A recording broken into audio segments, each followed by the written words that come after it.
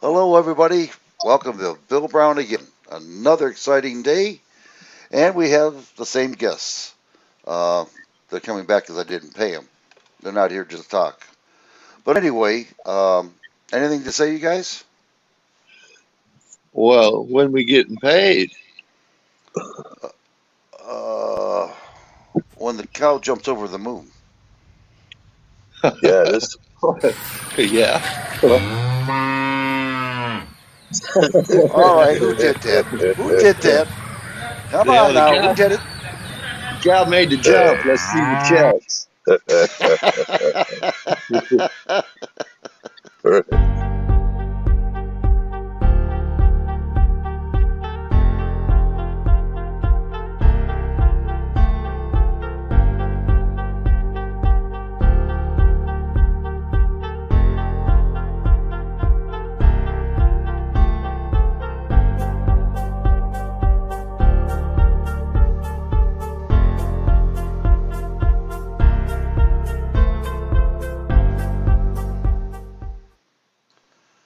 Hello, everybody. Again, welcome to Bill Brown.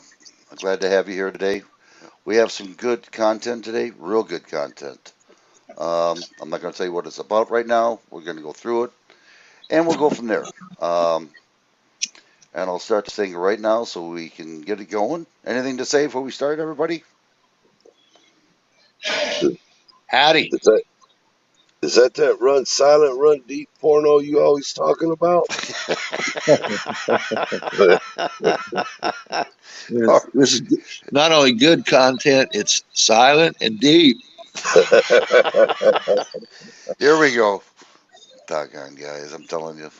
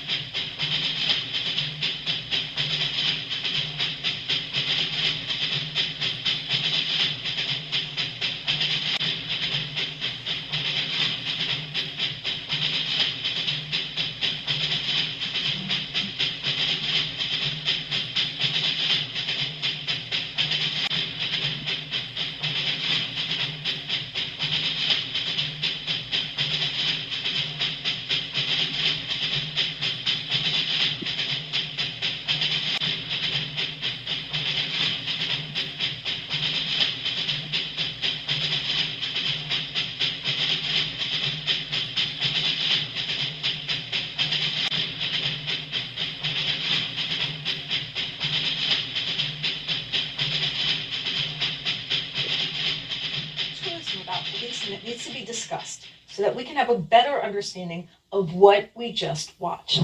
To do so, I want to talk about the case of Chicago detective Tom Sherry. Sherry was in the news lately, not due to any current misdeeds, but rather some alleged criminal behavior he was accused of committing roughly 16 years ago. Back in 2006, Sherry was stripped of his police powers due to his involvement in one of the biggest scandals in the history of the Chicago Police Department. It involved the agency's Special Operations Unit, a group of so-called elite officers who were accused of kidnapping and robbing drug dealers. Multiple members of this infamous unit were convicted of crimes, but Sherry was not.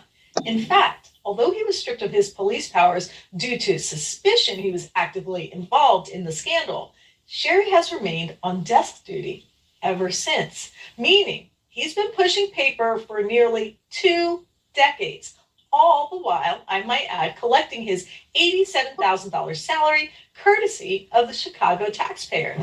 I'm not kidding. 16 years not being a cop as the department tries to determine whether or not he's a crooked cop. You heard me correctly. After working in a unit that was kidnapping and robbing drug dealers, it's taken authorities in Chicago 16 years to figure out if Sherry is worthy of a badge. Meanwhile, he has collected $1.3 million in salary while sitting at a desk. What his case reveals is why police officers often feel so empowered to do what at times seems irrational. I mean, if you can be a part of a unit that commits crimes on a regular basis and still get paid, then why worry about transgressions like what we witnessed in El Paso? If it takes your employer 16 years to investigate your culpability in a serious conspiracy to violate your oath, then you can understand why some police officers often behave.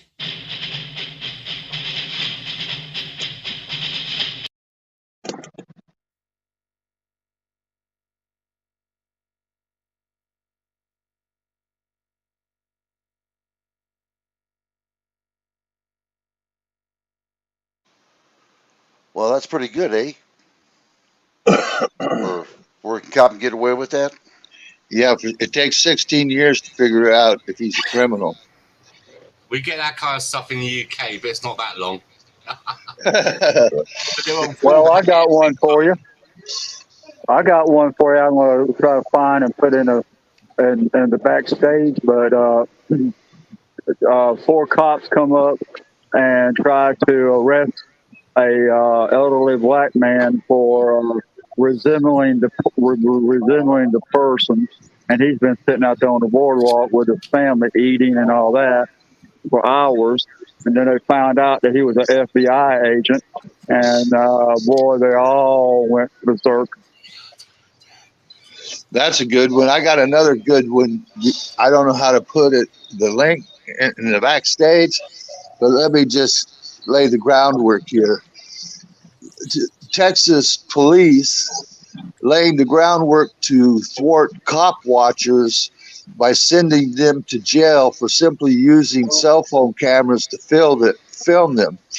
This is a serious question raised by a series of charges that accuses a group of Texas cop watchers of engaging in organized crime.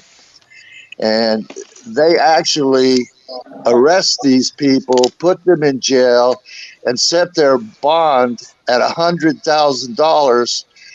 And the affidavit arrest in the arrest warrants, there is no underlying crime that they committed, and it's basically it sounds like a hurt feelings arrest. They hurt my feelings, so now I'm going to arrest them with no crime being committed, even listed in the warrant. They charge them with the secondary crime of conspiracy simply by association.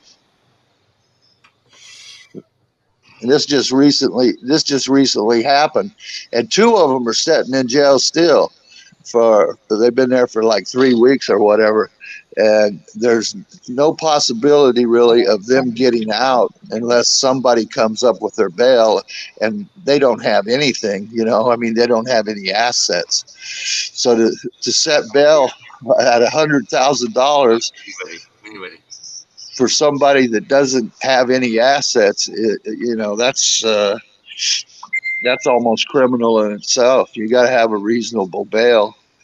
uh, I mean, especially when they're turning out murderers and everything else. they're they're arrested. They're in jail for a day, and then pop out back on the street to commit their crimes. And these guys are didn't even commit a crime that was listed in the arrest affidavits. I think our freedoms are being taken away slowly but surely. They're taken away.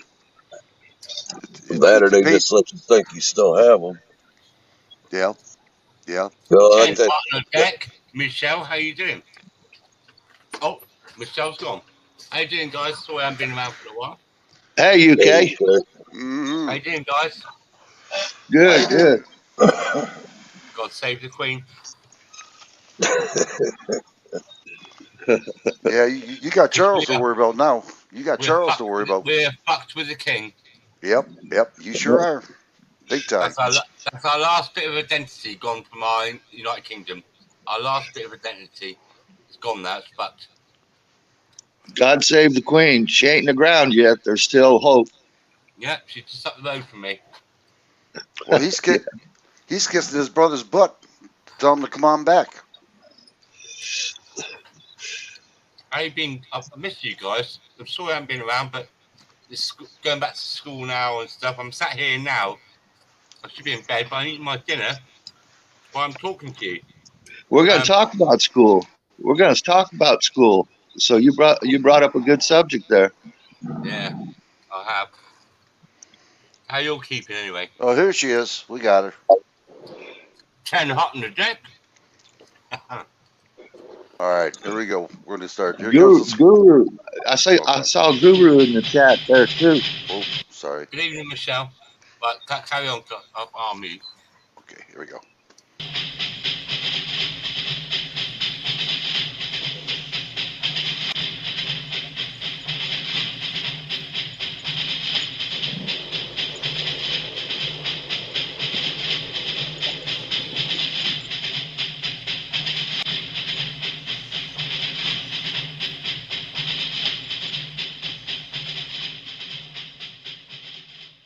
Hello my friends, thank you for clicking on today's video. Today's video is going to be all about the attendance crisis at the public schools. You might be saying, what? I haven't heard anything about this, so if you haven't heard anything, or maybe if you have, we're going to be reacting to 3 videos we wanted to sit down and let y'all listen in to as well. But before we do, we just want to say thank you all so much for joining us. We know that there's a lot of new subscribers here. Welcome. We are so honored that you would join our YouTube family and just be part of this wonderful community that we have here online. If you haven't already, please go check out our little farm shop called thetexasboys.com. The kids run that, and we just really enjoy supporting the kids in that whole endeavor, as well as on their YouTube channel here. So the farm shop is just a really great way where you can go buy a t-shirt or buy something for yourself, and also in doing so support the kids and what they're doing here. They just pour all of their heart, soul, and time into putting out good content for y'all and running the farm and doing all the things. So without further ado, let's jump in. Let's start watching these really awesome videos. Yeah. So the first video is from Project Veritas. So this video is the highlights of James O'Keefe and Megyn Kelly. Let's get started. Okay, and for those of you who don't know, Project Veritas, we love everything that he puts out. James O'Keefe does just a tremendous job of documenting a lot of things that go on across the country. Yeah. So he just put together a new project here recently, and it's called The Secret Curriculum. So you might want to check that out. We will link all of these videos for you below. Yeah. So here we go. We begin today with James O'Keefe. Very excited to have James here. Well, he's out today with a new video exposing yet another teacher / administrator pushing a left-wing agenda on students and proudly boasting that if a teaching candidate shows any hint that he or she might be a conservative, they won't be hired. Hi, Megan. Great to be with you. It's great to have you back. And, I said yesterday how much I appreciate these videos as a mother with 3 young kids in school. I just, it's one thing to know just, these teachers are biased and these schools are left leaning. It's quite another to see the admissions on camera. Why educators? Well, we did a story a year ago on a teacher named Gabrielle Gipe in Sacramento, and that was just an absolute firestorm.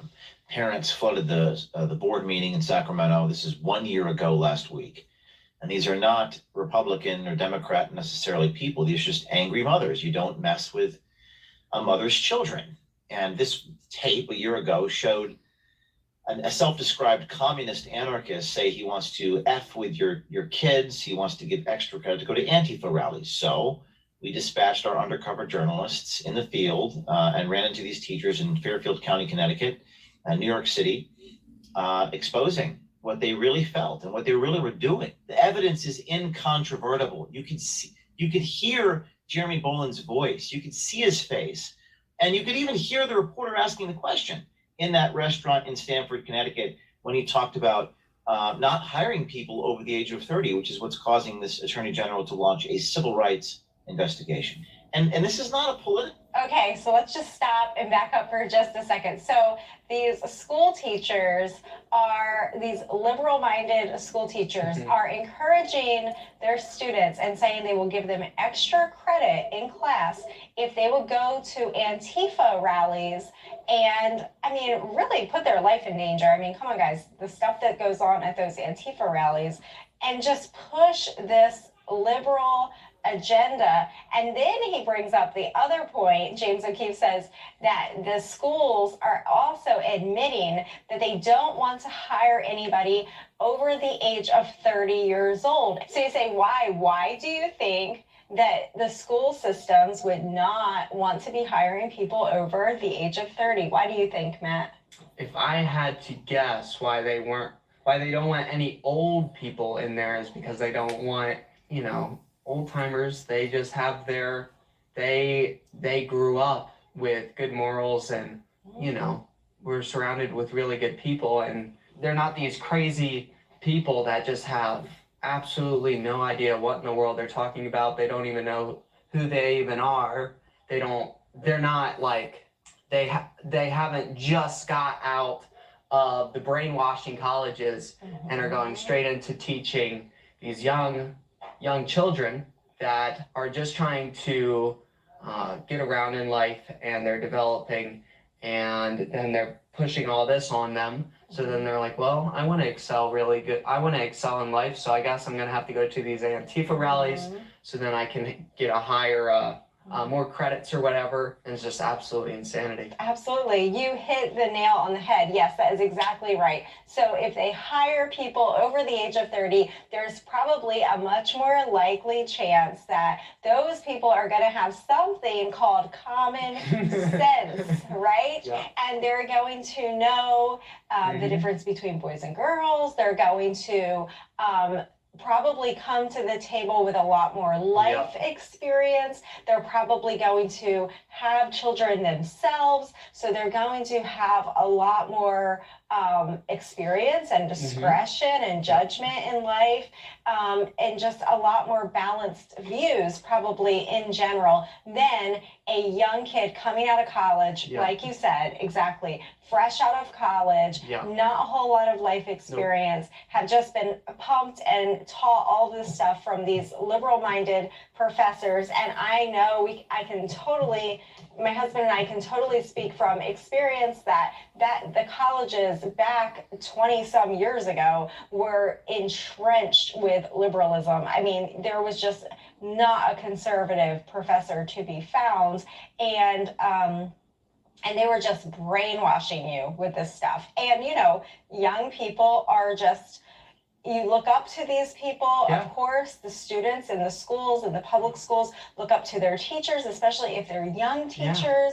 They're cool, they know all the things. Yeah. And what does mom and dad know? You know, they're kind of lame and old, you know, in the dinosaur ages and whatever. So, you know, I mean, they really have a lot of influence. The teachers have a lot of influence, and they know that. We're going to go back into it.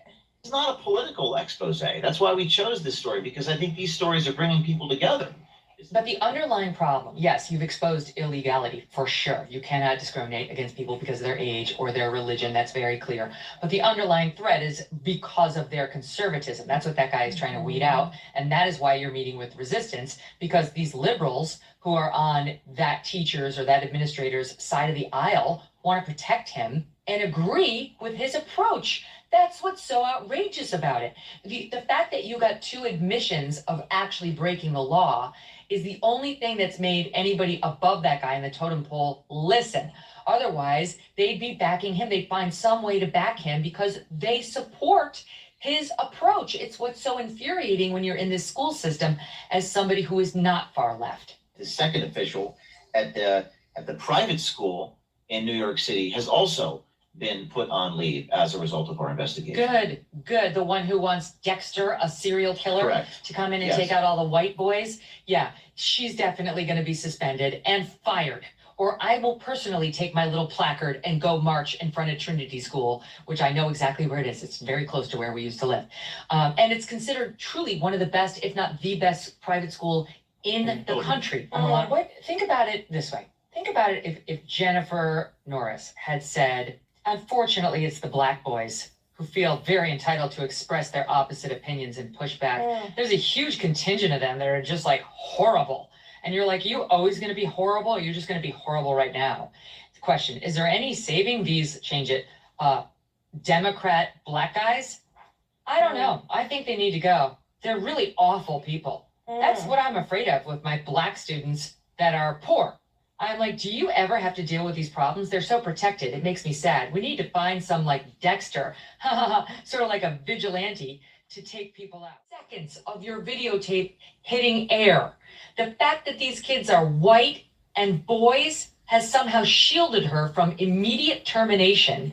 And it's wrong. It's like this, as soon as I got wind of the fact that this is how my school was effectively looking at my boys, just again, for people who don't know, but the final straw was I found out that they wanted it to be mandatory reading amongst the faculty. They were circulating this piece by some academic professor at another institution in which this person argued that in every classroom where white children learn, there is a future killer cop. And they wanted my 6-year-old's first grade teacher to be aware of what they considered this fact, that I guess in my 6-year-old boy's classroom, there was a future killer cop. And I thought to myself, oh, who is it? My boy? Is it my sweet Thatcher?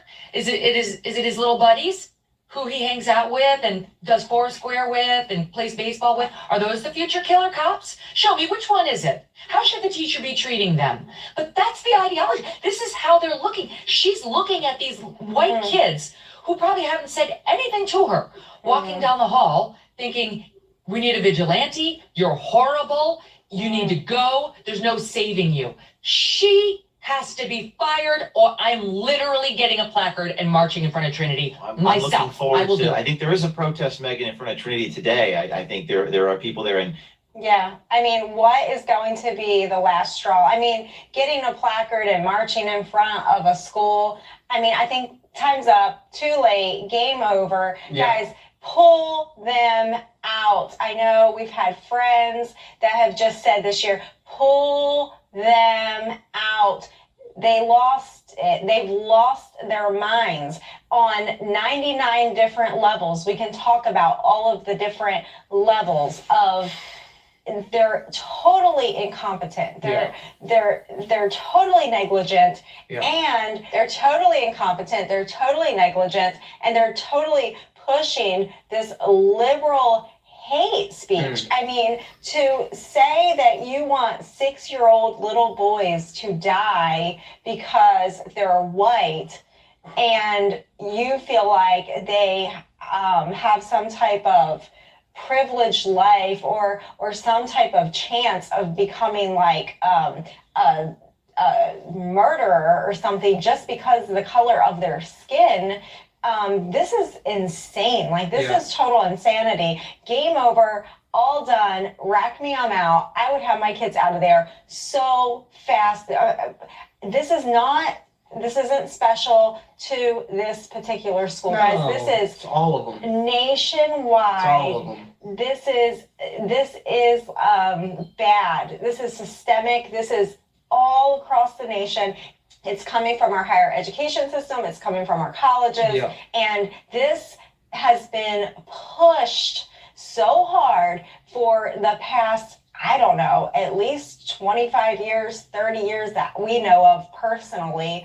It's been this way, and now it's pervasive. It is the norm, and I hear it from friends of ours who have their kids in public schools and in private like charter schools and stuff. The things that these kids have to endure just to go to school is it's absolutely horrendous. And I mean, I could tell you horror story after horror story. I'm sure you know them too.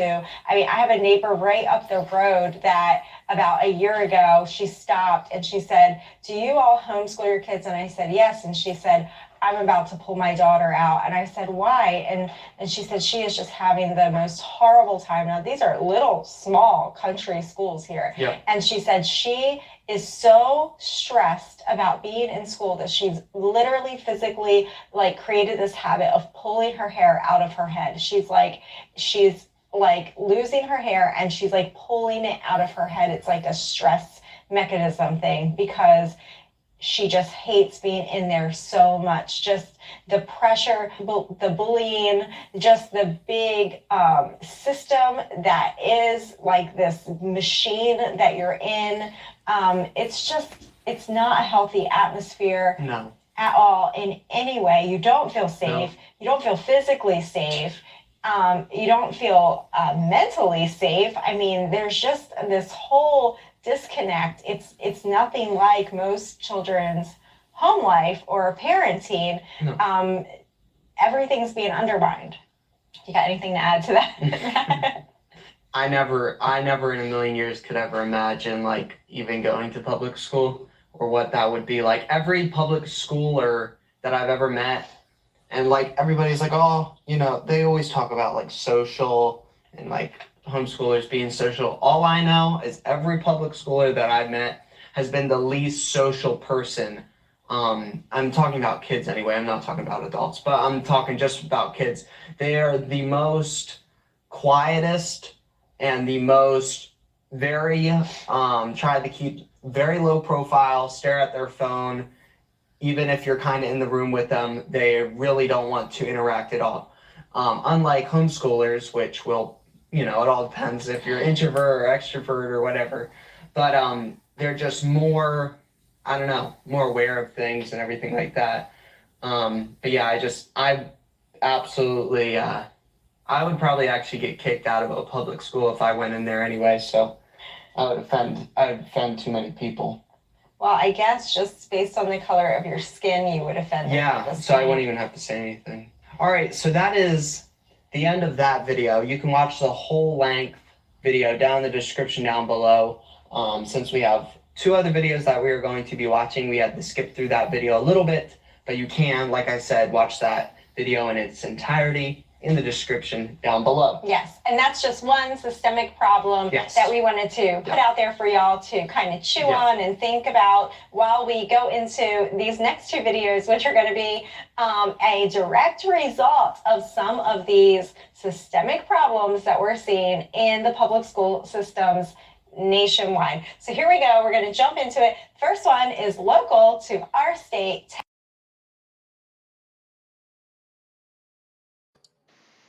Any questions? Any thoughts? Same kind of shit we got going on in England. Same kind of shit we got going on in the United Kingdom. Worse in Wales and Scotland at the moment, but you wait until they get to the thing where they're teaching 3 or 4 year olds what gender they are. Yeah, and the thing about it is, I don't think most people know how systemic it is.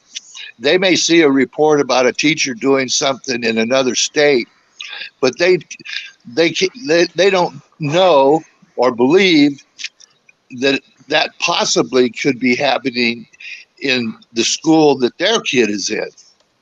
Oh, listen, Fossey, mate. We got a thing called PCB, I think it's called. It's a Welsh women's group in Wales, and they found some documents that the Welsh government. Oh, I'm sorry to say this, but I've got to say it. It sickens me, but they're teaching children as young as 4 in classes the right way to masturbate. I shit you not. Bill Brown, I put something in the backstage link. Backstage. Okay. It hasn't been quite introduced into the United Kingdom yet, but the response was when these ladies found this in the documentation from the Welsh government, they publicised it, and it's taken them. They are fight. These are women. These are mothers fighting for not just like their own children, but for everyone else's. And slowly but surely, it's coming out. There's some really weird shit going on here at the moment. We've got all these. Look, I don't care what you are. Get on with what you want to do. I'm not homophobic or anything like that. But now what they're doing is they're doing these like story times. You know, like we used to have like once upon a time. Now they're doing like a once upon a time there was Jack and Jack, and they loved each other. You know, that kind of. They're doing that at a very young age in schools now, and they're getting these like transgender pantomime dames to come in and make it all light and fairy. That it's not. I'm sorry. I just let kids be kids. Let them make their own minds up when they're older. You know. I think it all relates back to the school shootings that we have here in the United States too. They've got these kids so twisted, so screwed up in their mind, and they're at their wits' end, and they decide to pick up a gun and go to school and start shooting people indiscriminately.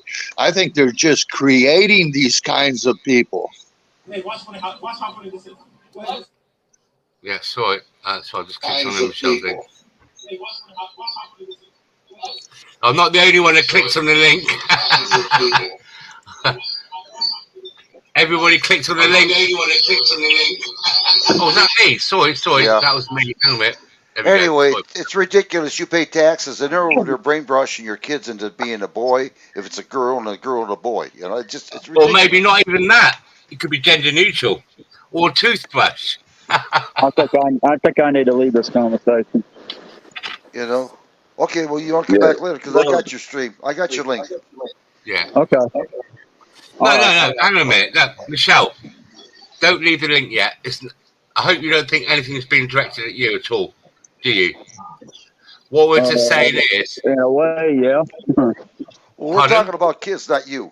There's a difference. Michelle, please. Oh, whoa. Do not leave the link yet. I won't be able to sleep tonight if you leave the link right now. What we're just saying is, if you don't understand what's going, I can't put the link. I understand. Yeah, a boy's a boy, a girl's a girl. No. I should have elaborated a bit more. I'm sorry. I apologise. We're talking about 3-4-year-old children. Some of these places, some of these governments over here, the Welsh and the Scottish government, are teaching children how they should masturbate at that age, and that's what I'm saying. And then on to the girl and the boy thing. A child should. So we got this thing in the United Kingdom where they were doing these gender things where they give them beta blockers and stuff. And there's been a lot of children committing suicide that did it. Look, I'm sorry. I was not offending you in any way. It doesn't have anything to do with gender, really. It's what they're doing to them is so inappropriate It's beyond the imagination. What parent in their right mind that cares about their kids would want them subjected to that? I don't care if they're Republican. I don't care if they're Democrat.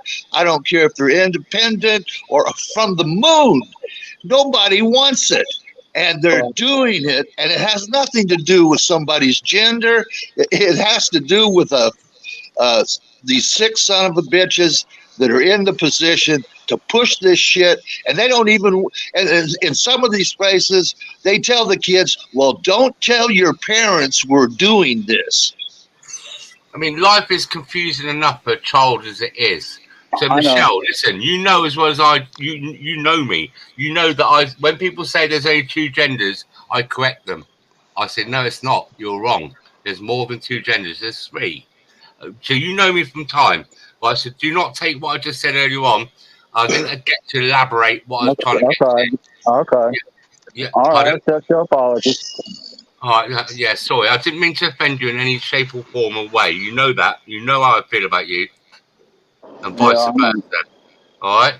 So it's just it's you got to remember it's nearly 2 o'clock in the morning for me. I had a drink for about a week or two. That's why I'm here. I can only come here when I'm drunk. No, I'm joking. But it's just so Michelle, what I'm trying to say is that like my little 4-year-old girl. I mean, the world is confusing enough for her as it is.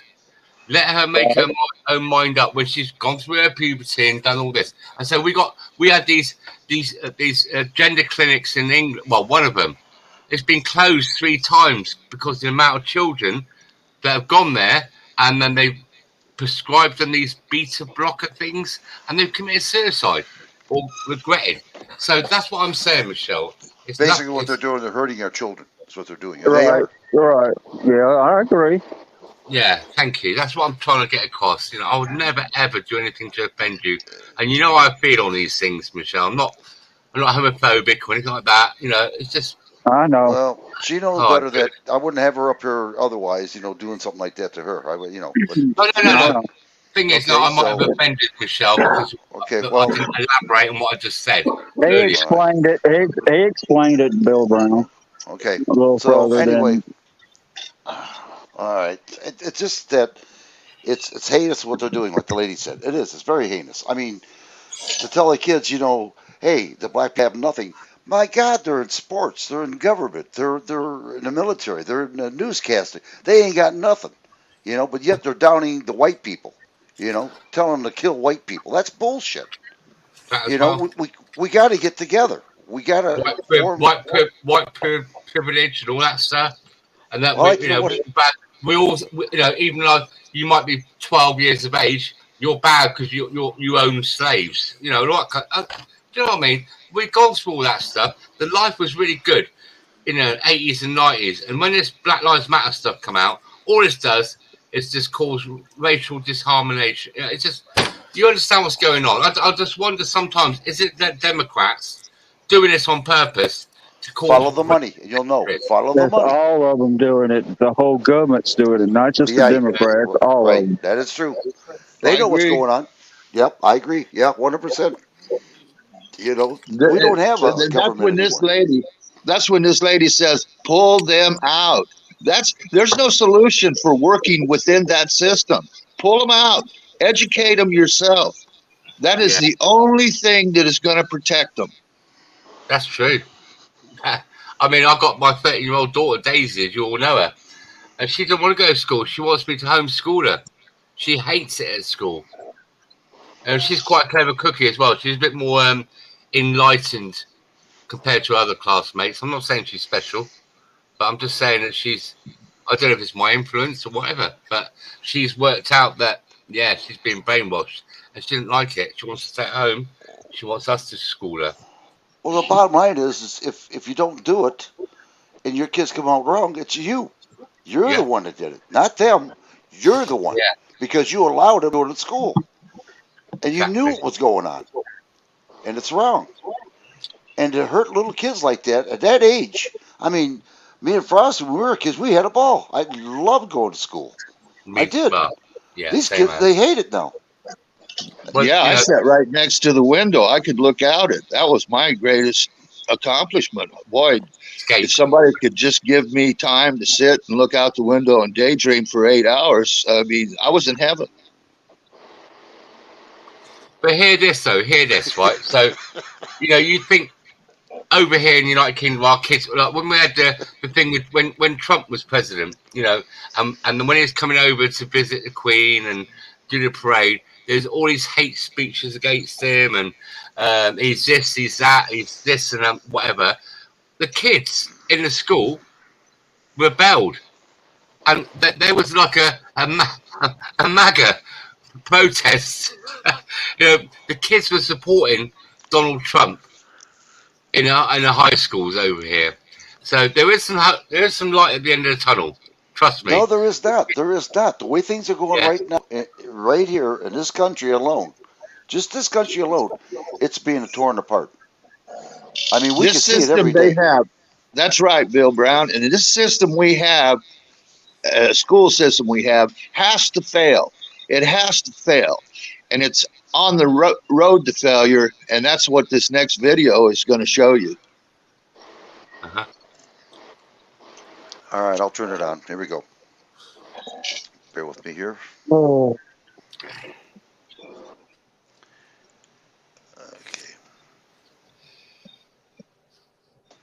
Texas, and then we're going to do one that is going to be nationwide. Again, we're going to get there. Okay, so the first one's going to be local to our state, our home state of Texas. The second video will be covering the whole country and the attendance crisis that's going on in the whole country right now. So let's go jump into Texas, and this is Central Texas Public Schools see enrollment decline and funding problems, right? No. Okay, all right. Population of Central Texas continues to grow. The KV Defenders found public school districts across the area are seeing fewer children in classrooms, and parents are taking those kids' education into their own hands. It could cause real problems for funding these schools. Here's KVU's Terry Gruca. Class time looks a lot different this year for so many families. Why don't you go ahead and get your math book out? Here at the Barbie house, where the playroom is now a classroom for all 4 kids, home is school. Why don't you work right here? The decision to homeschool wasn't easy. But we just felt it was the right thing to do, schedule-wise. I couldn't imagine having to keep up with the schedule of virtual. I felt like doing things in our timing was better when you've got multiple kids. At first, it was even harder on the kids who were attending school. Well, I personally know firsthand, I had a family member come down and visit us, and it was during the Rona, and she had the public school program, but online version. She was on that thing literally 24/7. She would wake up at 5 o'clock in the morning, and it didn't help that she was in a different time zone though. Right. So, her normal time zone we were like an hour behind, so she had to get up at 5. So she had to get up at 5, and she normally would go to bed around 12 o'clock at night, sometimes a little bit later. And the whole time she was down, she might have went outside twice in like a week or two that she was down here. She was here once. Yeah. And we did get to go to church together, and that's pretty much it. That was it, I think. And then even on Sundays, she was doing all this homeschool stuff.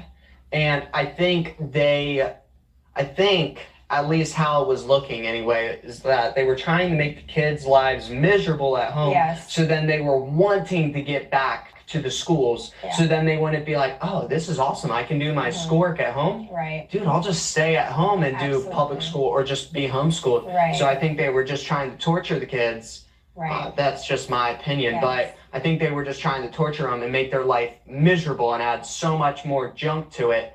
And all the stuff that she was doing was absolute nonsense. I promise you it's not going to get her anywhere in life, any of that garbage that she's learning. and it was just absolutely terrible. And I was like, and she couldn't interact with the family Yeah, at she all. couldn't. The And the whole one time we had to like time- set her yeah. up in her own little Yep. space, and she had her headphones on and everything, and she just couldn't be a part of anything. Yeah. Like I brought her breakfast, I brought Yeah. her lunch. You know, I would say, "Do you want me to get you a cup of tea?" But I couldn't like interact or like No, because it was interfere like with- live classes and everything. Yeah. It was so dumb. And then the other thing too was like the 2 times that she did actually go outside and like, you know, we gave her a tour of the farm and everything like that is because the internet went out. So other than that, that was the only reason that she actually went outside or anything like that. So sad. And So sad. Even to the point, like they had like this virtual gym class. So dumb. So she just had to like go Take a online photo and of take, herself doing something. Yeah, It's like that is the or most just dumbest thing I've ever seen. screenshot like a exercise video Yeah. or something, Oh, so and then dumb. that counted to report it. Yeah, it was total nonsense. And So dumb. I know from other family members as well, a close family of mine that had children that homeschooled during that year, like forced homeschool. But I Yeah. said that is not homeschool. No. Like she No. and she had the Oh my same Lord. complaints. Was like, they're here, like physically they're here, they're home, but they're stuck doing hours and hours and hours of this total nonsense. And the person that was telling me this was also a school teacher, and she was like, I know 100%, like for a fact, this is total nonsense. Like they don't do this much stuff when they're No. normally in school. Like Yeah. this is just to save face, just Yeah. so the parents think that like, oh, they're really doing all this stuff, and they aren't really doing all of that much work. But it was just a miserable experience. And I mean, there was so many times that I recommended to people like, just stop. Like, just tell them you're done. Tell them you're homeschooling. I mean, the whole summer was wasted. It was just it a was joke. garbage. It was total horribleness. So when she says, I'd rather do our own homeschool and have our own schedule than to try to follow some online, set thing from a public school. I totally get that, because that is enslavement to the public school system. That is nothing. There's nothing similar in homeschooling and having full liberty and freedom to learn how you want, teach your children how you want, and be flexible. That is total opposite of doing the online public school. That's its own separate, totally separate, different. But I love this family. I love their enthusiasm. Beautiful family. This is just great. I just love all of this. Attending school in Round Rock ISD. I was the one who was bummed the most. I was like devastated. I was so upset. Noelle and Stacy Barbie are products of public schools themselves. But with a 5, 9, 10, and 12-year-old, homeschooling was their best option. But day by day, we're going to make the best decision For our family. family. The Barbies aren't alone. Round Rock ISD has 2,500 fewer students than last year. That's a very real concern. In Round Rock ISD, that's the awesome. students we've lost, that translates to a $13 million budget deficit. That's It great. translates to money. It's a money wheel. Not like, oh yeah, that's so sad. Those kids aren't going to get to learn Absolutely. whatever. It translates to dollars. They are using your children for money. That is what this is all about. That's the whole game. Yeah. There's another really awesome documentary. I'll try to find it. Maybe we'll cover it on a future video, but it talks about the whole money wheel of the public school system. Think government, think money wheel, and about 80% of the money that is spent in the public school system is not spent on the children. It's spent on infrastructure. It's spent on employee salaries and real high up salaries and all of this extra junk and just adults. It's spent on a money wheel, a money racket. It's not spent on the children. The largest school district, Austin ISD, has seen the greatest decline. In fact, for years, Austin ISD has been losing students as families move out of the city. Good. But this school year, AISD has recorded its biggest drop in enrollment ever, down 5,600 students. That's Then there great. are the areas with growing suburban populations, like Leander, where enrollment is also down. 1,100 fewer students this year at Leander ISD. Public schools are generally funded by states on a per-student basis, and school districts must submit an official enrollment count, typically in October, to determine their funding for the next year. The Texas Education Agency agreed to extend funding to public schools through the end of 2020, which keeps school funding at last year's levels. But the big concern now is what happens after December. Like most area school districts, 80% of Round Rock ISD's budget goes to personnel. And even though the district 80% goes to personnel, so not to the kids. And the big concern is if they can't get these kids to come back to school, their money wheel is going to fall apart. And I say, good riddance. Absolutely. You had it coming to you. And I'm sorry it took so long that these parents can wake up and get their kids out of that nonsense. They have no personal safety. You're attacking their morals, our values. Any type of conservative person is going to be totally bullied and picked on in that kind of situation. If you're conservative in any aspect of your life at all, If you're a certain color, you'll be. If you're a certain color, you're going to be totally discriminated against. Terrible. And I mean, wicked. it's not a good atmosphere at all. Though the district operates with a surplus, no one knows when all the students will return. So there's a real possibility of cuts. We're going to have issues as students are going to return. And if we've had to make staffing changes and then they return, oh, come on. It's just a disruption. And we also... It's a disruption. They don't have people waiting at the door to go get a job. And we also know that when students return, we're going to have a COVID learning slide to deal with. And that means intervention. And that means the COVID learning slide is going to be that these kids aren't going to be testing at the same state level testing, and the whole thing is I had a school teacher before that I was friends with. She worked for the government schools, and she was a school teacher, and she actually pulled her kids out and she actually unschooled them. And she said that trying to be a teacher in the public school system and have a love of learning and really want to teach and want to instill a love of learning into your students. She said trying to do that in the public school system is like trying to be an Olympic swimmer and swim with handcuffs on. She's like, you cannot do it. It's impossible. She's like, they don't care what these kids learn. They don't care what you teach them.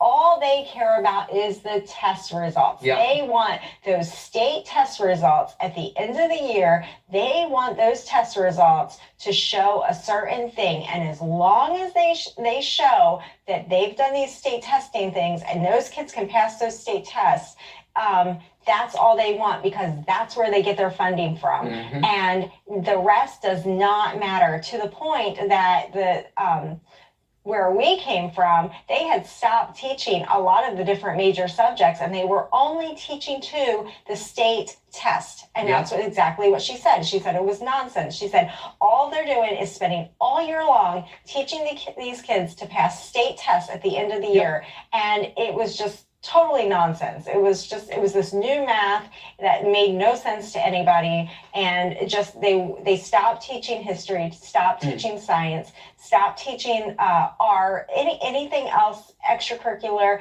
was totally out of the picture. It was just math, reading, writing, and just getting them to pass these tests, and it's just wicked. Nonsense, total nonsense. So that's the learning curve that she's talking about. More resources. As for whether the Barbies' decision hurts Round Rock ISD where their children attended, It's a good question. I mean, it's a question that we haven't really considered, because we're doing what's the best for our family. The learning curve is great, even for families like the Barbies that have had the luxury of working and schooling from home. But they also know they're not alone. Actually, in our inner circle, we know 5 families that's just in our inner circle that's homeschooling our kids. It's hard to ignore the newfound freedom and flexibility schooling from home has brought many families like theirs.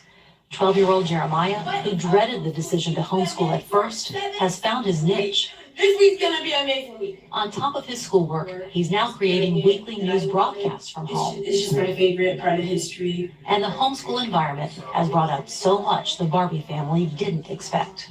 I got my 12-year-old helping the littles. And it's, for me, that's been really cool, is for all of them to help each other. So that's been surprising for me, is it's not just about me being the teacher, it's all of us doing it together. Okay, go ahead. Do you want to comment on this little boy who's just so adorable and so passionate? Yeah, I just think that's pretty awesome that, that they can come out of such a materialistic and such a fabricated type of system and then just be given this absolute freedom that you have with homeschooling. And I think people that come out of it too do have a appreciation for it as well. I know it is harder. I think it is better if you can pull out your kids when they are younger, so then they don't have, so then they just don't get in a rut with things, and they don't just get in the groove with everything, and then they're like, oh, well, that would just mess up my flow if I stop doing the same old thing every day. You do have some growing pains when coming out of that, I have to imagine. But once you do fully come out of that and you can experience the freedom, it's just absolutely amazing. Yeah, I totally recommend it. And and if you think your kids aren't going to get enough social stuff, that is absolute garbage. If you have a pickup truck, if you have a minivan, let them drive it around and talk to the neighbors around your area, and they'll have enough social stuff to keep them busy for a lifetime. I will tell you that right now. And that's what us kids do. Whenever we see new neighbors move in, we'll either walk down, drive down, somehow we'll get over there and introduce ourselves and say hi and make ourselves known over there. Maybe even give them a welcoming gift. But it's just... Absolutely. I think, homeschooling creates this real sense of community that you really do have. And that's no matter where you're at. Probably if you were public school, like me and my husband were, you really kind of were unplugged from your community, from your real community. You thought that your community was going to this artificial community that was school, that was the building that you were in, and that's the people that you were around, and that became your artificial sense of what your community was. But really outside of that, you really weren't plugged in. I mean, if you did sports, it was still within the confines of that system. So, and that's why when they think about leaving that, they're like, well, there's no community around me. Sure. But they don't actually know if they weren't in that artificial community, they would actually be exposed to the real community around them. Yes, so they would be going to the stores with their mom and dads, going shopping, going grocery shopping every week. You get to meet people, right? You run around, you do all the errands, you learn who people are, you go to the library, go hang out at the library. You're bound to meet some homeschoolers. Oh, yeah, go hang out if you still have a Y around, a YMCA around, or somewhere like that has like an indoor swimming facility.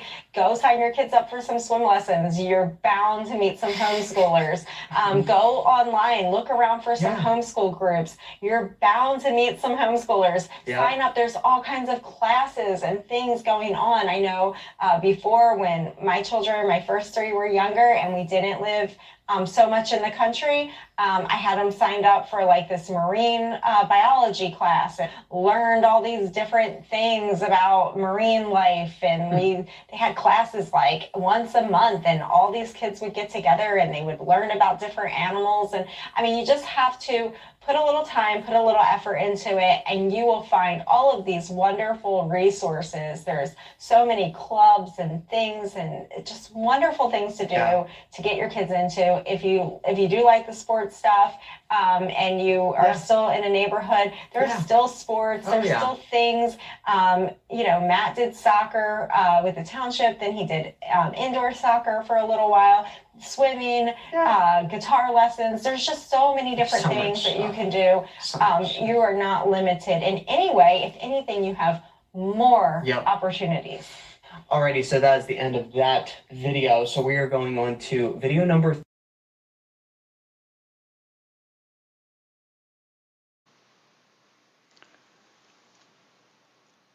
It's extortion. That's what it is. Extortion, what our government does to us and our kids. It's They, an evil abuse. yes, very evil. Very evil. We're giving her our money thinking that our kids are going to get the best education, and it's the worst. And we're the most highest paid in the United States of all the other countries, and we still get our kids lack of education. Well, yeah, but the test scores show that they're not learning anything. You know, when they come out with the test scores at the end of the year, you know, the nation's test scores Hmm. and where they're ranked at, it's yeah, it's unbelievable on how low they are for the money we're spending on them. It should be top of the class, so to speak. You know. But when these parents pull these kids out, it's hurting the funds that these schools have to operate on, and these teachers, that's going to eventually affect their salary, because if you don't have not only their salary, if they still have a job, they might not have a job because they don't have enough money to pay them. They're not showing up for free, that's for sure, and so they're trying to save their own damn jobs, and it's not working, and it shouldn't work. More Well, people I should be pulling them well out. And well the I more saw kids, I saw today. I think it's Seattle. They had over 250,000 teachers walk out on strike. Yeah, I saw that. You're right. Why do I they don't know, walk out on strike? They want more was it money? did They the want more nurses go money. out on? I thought the nurses went on strike today. That was Minnesota. Was that just Minnesota or Yeah, teacher strike? 15,000. 15,000 Minnesota. I was just Wow. reading up on it. I was reading up when you came over here. I was reading up on that. Yeah. But yeah, you take the money out of the class. The more kids that get homeschooling, that's less money they get, and I think that's starting to catch on. People pulling these because they're hearing stories like these, and they're starting to investigate it themselves, and then they start to realize, you know, you can't teach a 3 and 4 year old how to be until they're at least until they hit puberty. You know, let them decide then. You know, but whatever. Well, you know what, too, though? I know a lot of college students, when you go to the cash register and the thing breaks, they don't know how to make change. Yeah, no, that's I had to run it, That's and the bad. manager couldn't figure it out either. Yeah. And a I lot of them don't know how literally to. Go on. I gave a $20 bill at a McDonald's, which I'll never eat there again. This was years ago, and then I go, oh wait, I got the odd change. The my change would have came to $8 and like 3 cents. You know, made it easier for them instead of a bunch of change. Anyway, they couldn't figure it out because she entered the $20 bill in there into the computer. But then I handed her that extra quarter, and that just threw a monkey wrench in the whole system. She could not figure it out in her head. She called the Wow. manager. The manager come over, and I shit you not, she laid a calculator on the counter and tried to figure it out. And I'm looking at the manager like I'm like, you got to be kidding me. I didn't say, I didn't insult her or anything. But finally, she goes to the cashier, go ahead and give him back his change. Like I did something wrong, or like I'm one of them change hustlers. And the people in line behind me, they had to like, really, that's just so bad.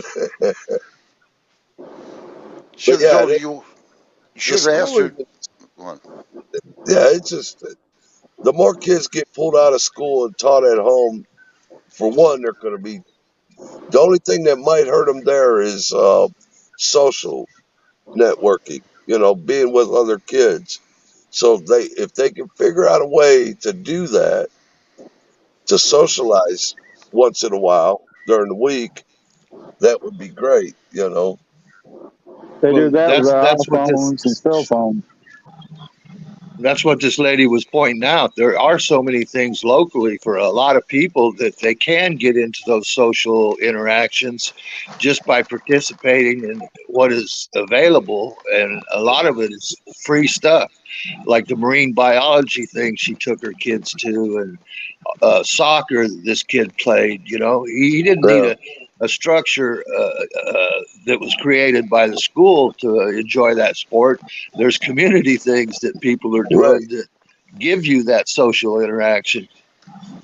Yeah, I mean, all my daughters played soccer growing up, but yeah, I passed on the way over here. I passed a swim pool class.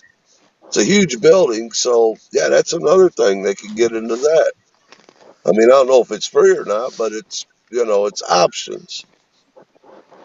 There are options out there, but yeah, all that other crap they're trying to push down these kids' minds at such young ages, they don't know the world. We're to teach them the world until they get a hold of it. And if you teach them crap, they're going to think it's crap. Yeah. How Well, like, do you like Bill that? I Brown, didn't swear at all. yeah, yeah. are you going to show my video now? When I get done with it, yeah, I'm not done with this yet. We still have Okay. more to go. If you look Oh, up there, you'll okay. see a I, lot I of, didn't yeah. know. I thought you was through with it, so I No, didn't not know. yet. No, I won't forget. I promise you, I won't forget. Okay. Because that's kind of laughable, but Yeah, it's just what's going on right now. It's extortion. It really is. I mean, we're paying money and we're not getting any out of it. And I would, if they can, and I understand people have to work for a living because of the way the economy is so And freaking that's high. sad. Yeah, yeah, it keeps going up, and they're doing You it got purposely. you got single moms, and then you got parents both have to work. But And I mean, there's the, people like UK. Too bad he's gone, but there's a game show. I mentioned that before in the last show where they pay off 4 months utilities, and the guy was thrilled to death that he won that prize. Now, how bad is that? So you got to work your butt off to pay for this inflation. there's lots of online information. This lady actually goes through in one of her videos I've seen. She actually goes through the resources she uses in her homeschooling of her children, and they're inexpensive. They're you get to select from a number of things, and you get to decide what you think is important, what your kid should learn. So there's a lot of advantages in it. There's a lot of information out there to help people who want to pull their kid out of school. It's very Yeah. possible. Now this is a couple attached to the Texas video, or This is is there a link in the description? no, this woman in this video. She's got other videos that show what she did and some of the resources she uses and why she selected them, and how that there's a number of things available that you can choose what you think is important and what your kid should learn. And there's other online information, people doing the same thing, showing you how you can homeschool and how easy it is. And it really doesn't take that much time if you're learning what you really are going to benefit from in life, and not all this other bullshit that they're using for busy work in the online system the schools pushing. Yeah, that's get in touch with people like her would be very helpful for a lot of parents that are doing this. That's for sure. The curriculum that they're teaching our kids now isn't worth a shit. It really isn't. You Well, you can't heard just what go they out. said. They were doing it just to teach them how to pass the state exam. Hey, Bill Brown, give him that example where you did some math for somebody, and how Oh, they got a 0 on it. yeah. My son, he come out home and had division. He's having a hard time. So I says, don't worry about it. I'll take care of it for you and I'll explain it to you. So I did the division. I double checked my work. I did the calculator to see, and everything was right. I said, give that to your teacher. I said, you get 100%. He comes back 2 days later and says, hey, he says, I got EF 0. He says, real smart, Dad. I said, what? He goes, yeah. I said, well, wait a minute. I know this thing is right. Find out that the answers are correct, but I didn't do the formula correct. He So they didn't gave my do the son, new math. He yeah, didn't do the new math. He did the much easier old math the way we learned it, and the kid failed because he couldn't use the new method. yeah, yeah. I just Wow. about, yeah, I couldn't believe it. Yeah, an F. I went, mother humper, was I mad? The answers were right, but the routine was wrong. Wrong. Yeah, yep, that's the So truth. Yep. the end result wasn't as important as to be able to jump through the hoops that they want you to jump through in order to get to the end result.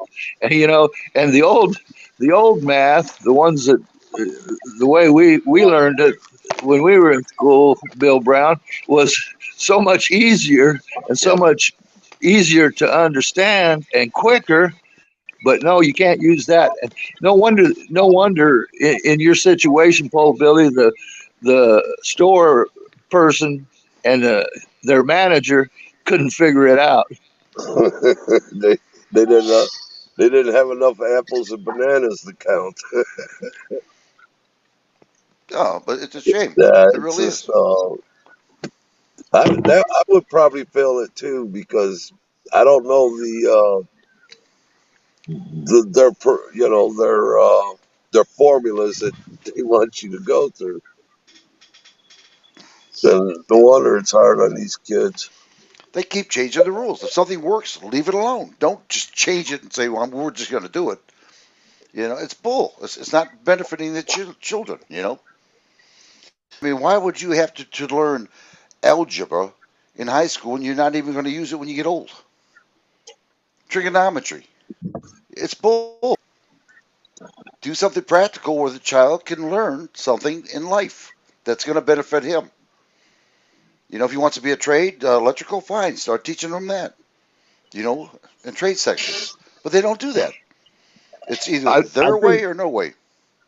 I think that's what was supposed to be the purpose of going off to the universities.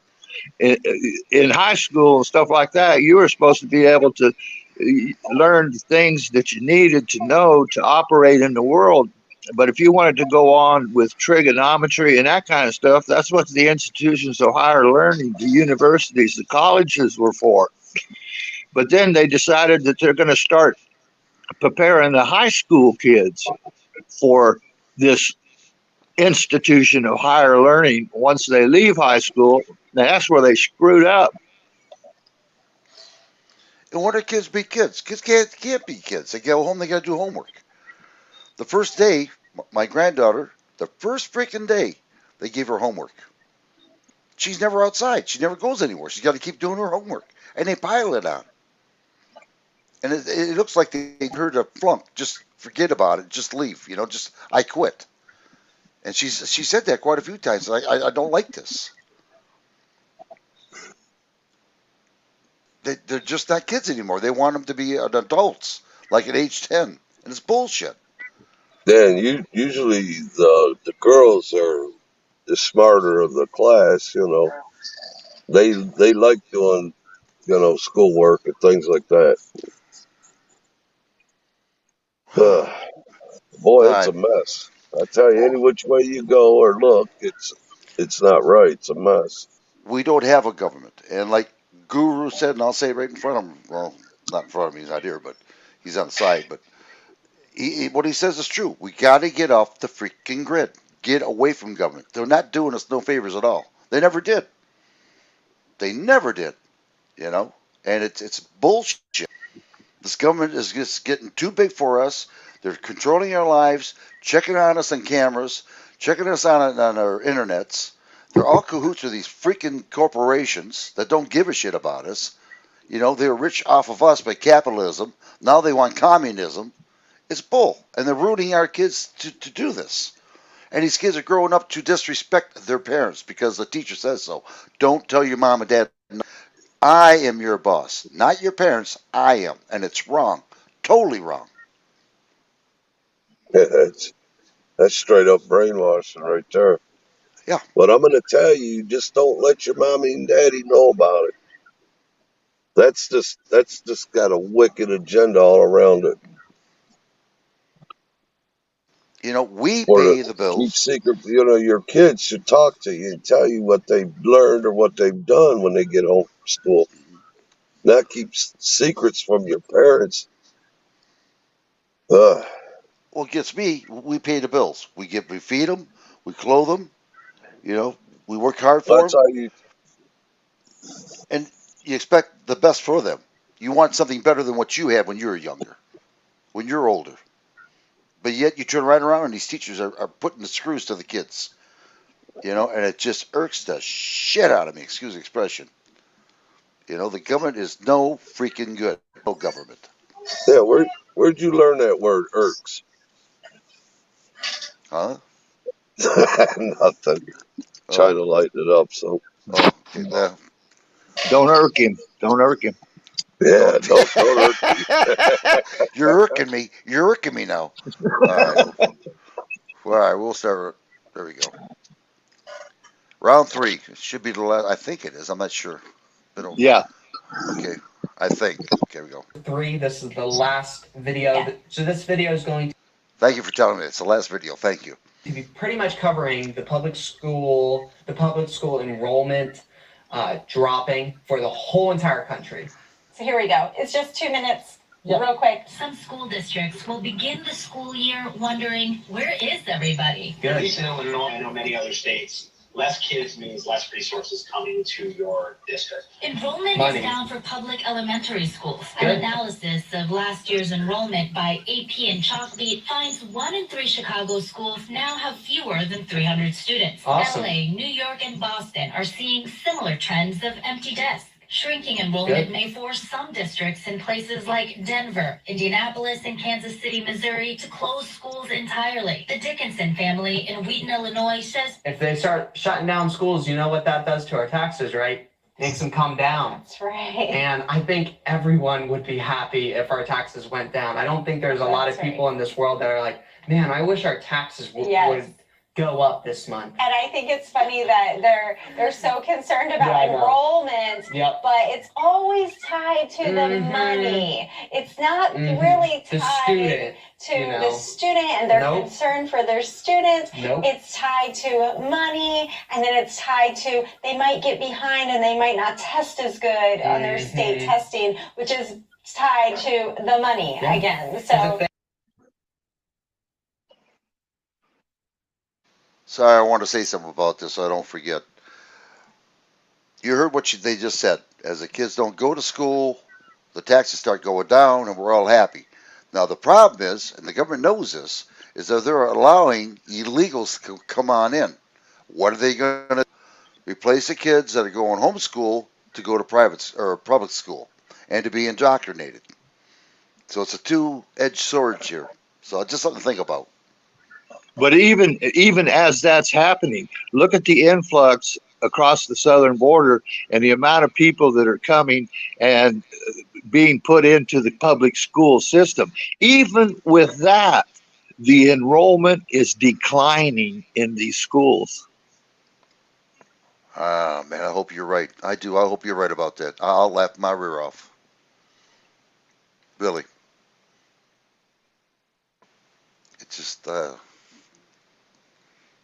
It's just something about that. I don't know what it is, why they're doing it. There's just, I don't know. There's more. I'm going to investigate that. There we go. They don't have enough enrollments going into that school. You know, they're going to have to shut down. And hey, maybe it's game over for the public school. Maybe maybe we're going to have such a big awesome. homeschool movement across this so country, crazy. sweeping across this country, that these public schools, some of these public schools are going to be forced to close their doors. They're not going to have the funding, and good riddance. Yep. The kids are better off at home with their family, with their parents who love them, who can raise them, who can navigate around and find other systems, find other people to help take care of them. You can work it out. You can do homeschool at night. Yeah. You can do it. Go sell crazy somewhere else. That's exactly right. They've been selling crazy for a long time. Way too long. And it caught up to them. Says they were hesitant to pull their daughter out of school. The idea of taking Caroline out of school was frightening, but the idea of keeping her in the school the way it was going with the just lack of, what's the wording? The lack of communication, consistency, the way it was run, it was just like months wasted. They started homeschooling when the pandemic hit. Now they want to stick with it. It's been consistent, it's been rigorous, she's excelled. While the pandemic may have contributed to the decline of traditional public school enrollment, there's more to this story. COVID has had an impact in some places, but those are micro impacts compared to the fact that we just, as a country, have a lot less babies that are growing up to be students. Kids First Chicago has studied this. So population is also presenting an issue. Oh, it's coming back to bite them. Nobody's having enough babies. So now their public money wheel is going down the tubes. Toilet. Interesting. And lack of communication. Yeah, it always creeped me out that there's these buildings that you go to, you drop your child off at the front door, and by the way, you're not allowed to just come in and check on your child at any time. No, you can't go. A parent cannot enter into a public school building unless you go to the office. You have to tell them who you are. You have to sign in and all that. And I understand security, of course. That's why no school shootings ever happen. Beyond that, you are not allowed out of that main office. You are not allowed down the hallway. You're not allowed into the classroom unless if you have some special given permission and it's some exception to the rule. Your child is turned over to because they don't want you to see what's actually going on in there. Absolutely. That's why. Absolutely. The school slowdown. They say particularly in Chicago, enrollment declines are driven by the slowing growth of Latino families and a steady exodus of Black families out of the city. Another contributing factor, kids just aren't showing up because of quarantines or other causes. 50% of students in LA were considered chronically absent. So chronic absenteeism has at least doubled nationwide. In some places. So absenteeism has at least doubled nationwide.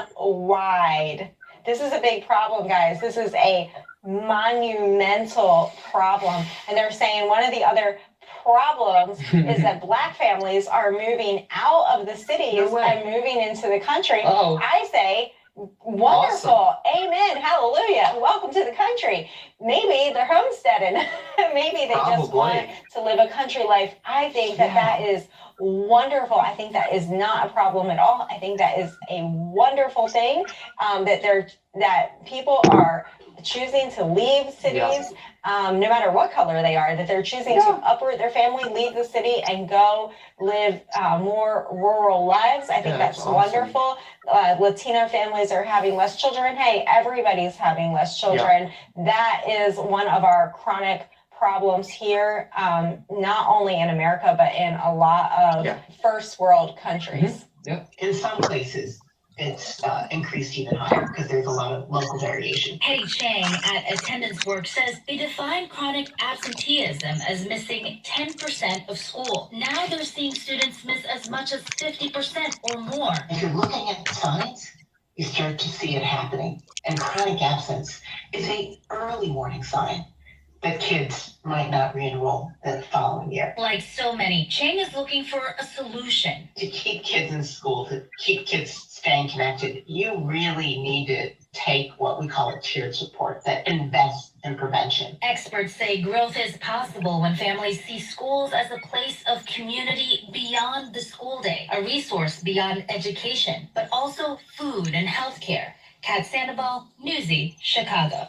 So their push and their angle to manipulate parents into getting their children back into school and enrolling them is to push this idea and this concept that school isn't just school. It's not just a place that you learn. School is where you can get your health care. And school is where you can get your food. So they're going to feed your children for you and give your children free health care and all these free services and give them this sense of community, this artificial community like we talked about. And then if we can sell them on all of that and just kind of put the learning stuff to the background, then they'll send their kids back to school. If we can bribe the parents pretty much by telling them, we'll feed them for you, we'll take care of them for you, and we'll do all the healthcare stuff for you. AKA sterilize them all. Hey, nothing's free in life. I'm just going to say that. So there is a cost to pay. It's a high cost to raise your own children, and you do have to manage that and figure that out for yourself. Any family can do it. If you love your children, if you're watching this video, if you're a good parent, you can do it. There is a way to do it. I promise you, homeschool does not take that many hours in a day at all, and it can be done online. It can be done any way that you want to do it. It can be done by anybody. It doesn't even have to be done by you. It doesn't even have to be homeschool. You can watch this video up here where we reacted to a grown lady that was an unschooler. Absolutely. I think she turned out okay. Pretty okay, yeah. Pretty okay. I think she did too. I think she did too. And it can happen in the car, at the park. It can happen anywhere. Anywhere. You can do it. I know you can do it. I know you can do it. So thanks so much for joining us today. This was super fun. I really enjoyed giving you a problem and then a solution to the problem. Exactly. And it just gets me so excited to think about all of the possibilities for not just for our children, but for our country, as we can take back our country with just empowering these young people to just press on and move forward and love learning and seek truth. And this is just wonderful. This is just going in the right direction. So thank you so much for watching, and we will catch y'all in the next video. Bye-bye.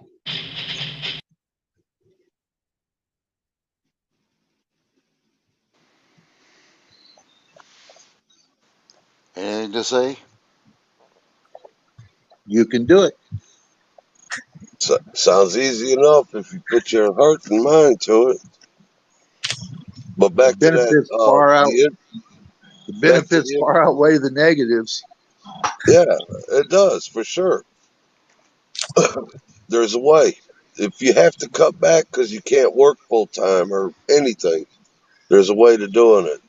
You know, you got grandparents out there that are willing to chip in and help. You know, but as far as the taxes, you know, with the influx, you have to pay taxes in order for that wheel to keep turning. Well, I don't know about you, but I'm tired of paying taxes.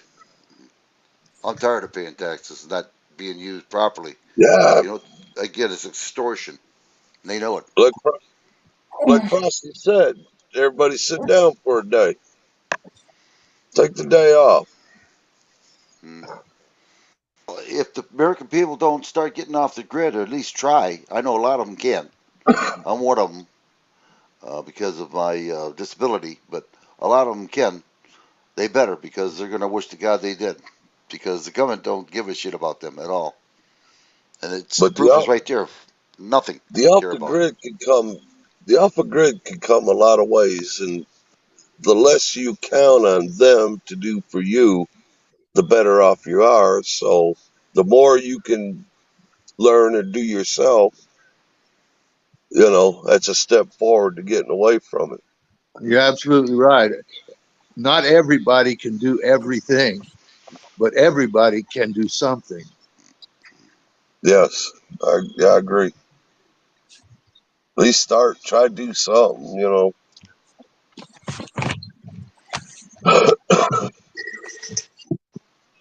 Well, we're Hi, doing a big y'all. factor here. We're trying to wake people up. How you doing there, Lady Jane? I'm We the, hanging. we the Oh, people. don't get her talking. She won't shut up. You know how them women are. Hey, Lady J. Hey, Hi, Jane. Michelle. How are you? Hi, I'm here. That's Frosty. about it. Okay, I Hey, got a Did you? twist. Go on. wait. I have to chime back for a second. The only person I hear running their mouth up here is you, Pole Billy, you gossip hound. I've been pretty quiet Ooh. lately.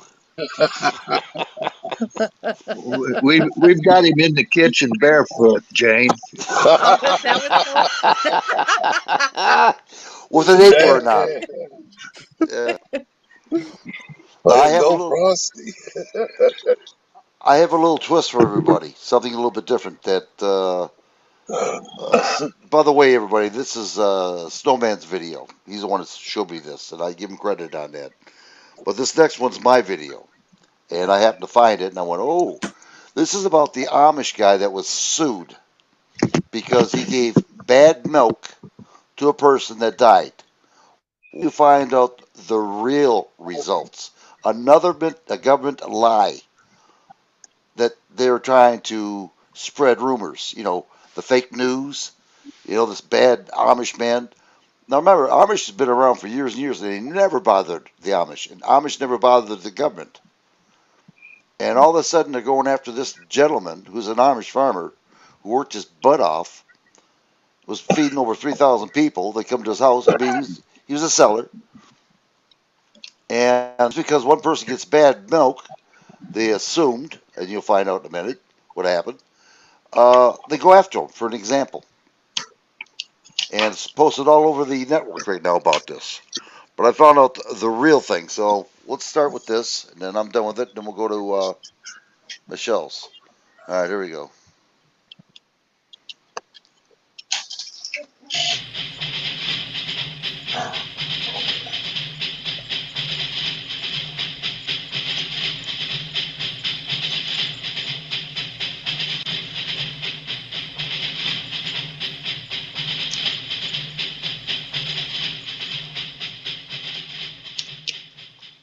All right, y'all, welcome back to the channel. We're doing another reaction video. We wanted to follow up on Amos Miller, the Amish farmer that was being attacked by the federal government. And what was very interesting, when we posted our original video, there was lots of different comments in the comment section, and we do read all the comments and we try to correspond with the comments, but there was lots of these comments of like, yeah, but you gotta follow the rules and all this kind of stuff. And, the rules and the stuff and the things and all that stuff. If any of y'all have never had an altercation with the Just Us system, you probably wouldn't understand.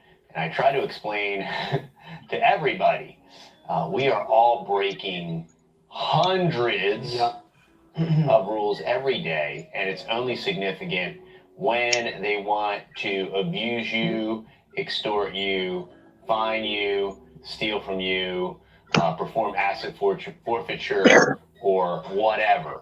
So, all that being said, that is part of why this is so significant. Now, there have been other videos about Amos Miller and people that have their own private member associations that direct sell, and Amos Miller's a dummy and he's an idiot and he's doing it wrong and all that stuff. But what we're going to do is we're going to follow along. I found this really cool channel, The Shepherdess, and she's here in Texas as well. She's done a couple videos on the Miller's farm, and I wanted to watch along with her. And then we have actually specific direct facts and information regarding the USDA and the CDC and the interaction with the Millers that actually state the facts, so it's not conjecture, it's not hearsay, it's not this or not that. And what you are going to find out with these facts is that the government is extorting this man. They are abusing him. They are accosting him. It's just, I've never heard of that happening before, like an abusive, tyrannical government abusing their power and like extorting people. And they call it the District of Criminals for a reason, y'all. Yeah. Okay, so let's watch along. This is a quick 7-minute video.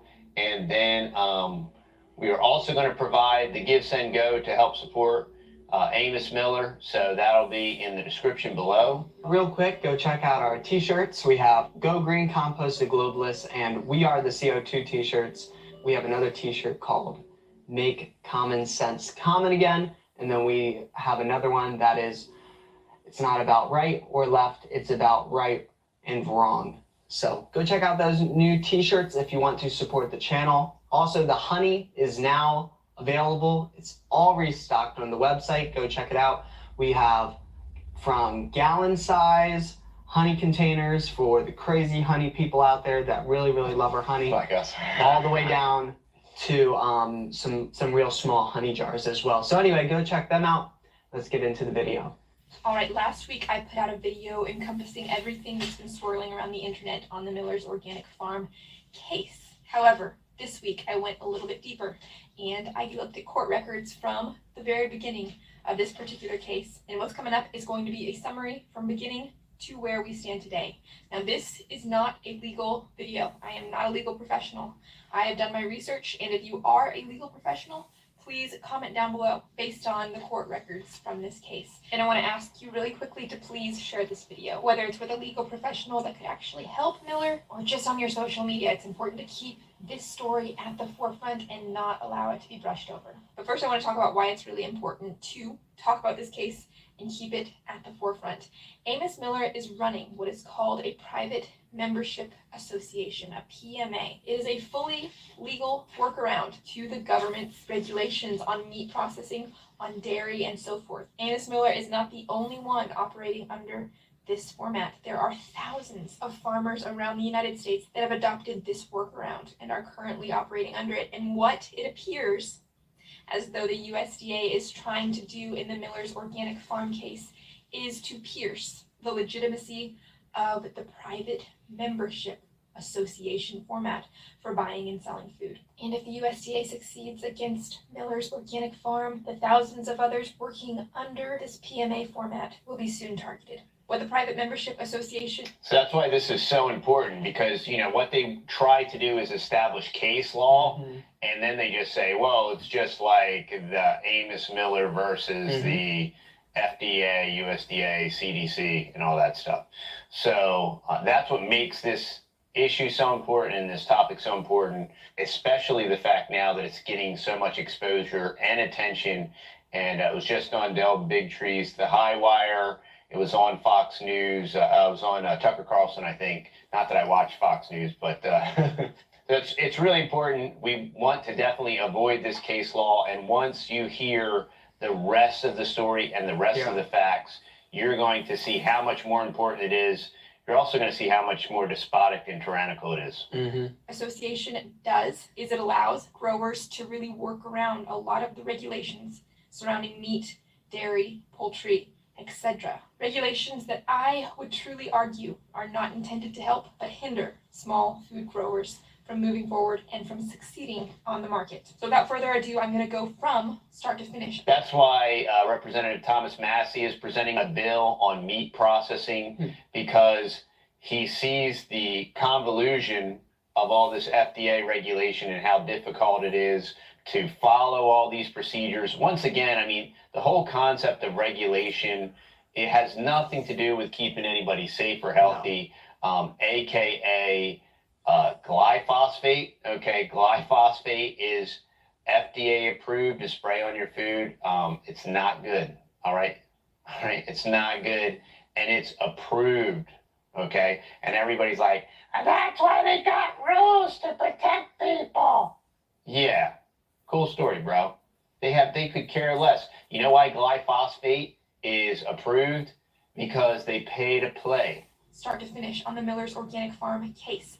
What I have done is I have put both the legal statements and the plain terms explanation of what they mean on that PDF. Link below to download your copy. The outstanding case started on April 4th of 2019 when the U.S. government came against Miller's operation for processing meat without a federal or state inspector on site. Any meat processed in the U.S.A. for public resale is required to come under state or federal inspection before that meat is sent to the consumer. Now, the private membership workaround for this is the fact that this meat is being privately sold. It's not for public resale, and that is what Miller was working under. On July 11th, the court appointed Miller an attorney by the name of Stephen LaFuente of Dallas, Texas. He is the court-appointed attorney for Miller's case in Pennsylvania. On November 19th, the judge, Edward G. Smith, rules in favor of the U.S. On April 16th, 2020, and this becomes the game changer in this particular case, a consent decree is signed by the judge, Edward G. Smith. And I'm going to read the definition of a consent decree from the Cornell Law School. And it says, a consent decree is a decree made by a judge with the consent of all parties. It is not strictly a judgment, but rather a settlement agreement approved by the court. And once approved by the judge, the agreement is binding and enforceable on both parties. A consent decree is not appealable, except that it can be set aside by the court for fraud on the part of one party or for error on the part of both parties. And what happened, as far as I can see from the internet, from these records, and from what I'm finding on the Miller's Organic Farm website, was essentially a cease and desist for Miller. It said that he could not freshly process any meat. And from a post from August 5th of 2021 on the Miller's Organic Farm website, it would appear as though Miller did give his consent. He posted what the judge required of him. He stated that they were not allowed to process any new meat products until a full inventory was given of what they have to the government. And again, reinstating a consent decree is not an admission of guilt, but unfortunately it does. The reason he did this is because he is attempting to comply. Yeah. And they are attempting to shut him down. Okay. And they just want to make an example. Of course, there's hundreds of thousands of dollars involved that they get paid because that's how this whole thing works. It does bind all parties to the agreement. And this is where some would argue that Amos Miller made a big mistake. But here's what I'm going to argue. It is entirely possible that Miller was working under very poor counsel. As I'm going to mention down the road, Miller has tried to get rid of this court-appointed attorney to no avail. In fact, I'm going to be pulling up an article from Lancaster Online. And these are words from Miller's court-appointed attorney, Stephen LaFuente, about Miller, the one for whom he is to be advocating. He says, quote, "I'm at my wit's end. Trying to reason with Miller. He comments that Miller is nice, but very impressionable. And you can be the judge, but in my opinion, these are not the words of a sympathetic advocate."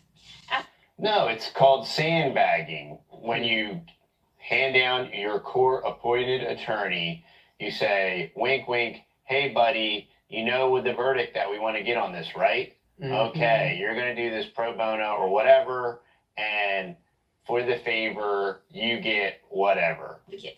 After the consent decree is signed, Miller is forced into an inventory of all meat and animal body parts, whether packaged or unpackaged, that are on the premise at Miller's Organic Farm. On June 9th, 2021, Miller is accused of not ceasing meat operations at Miller's Organic Farms.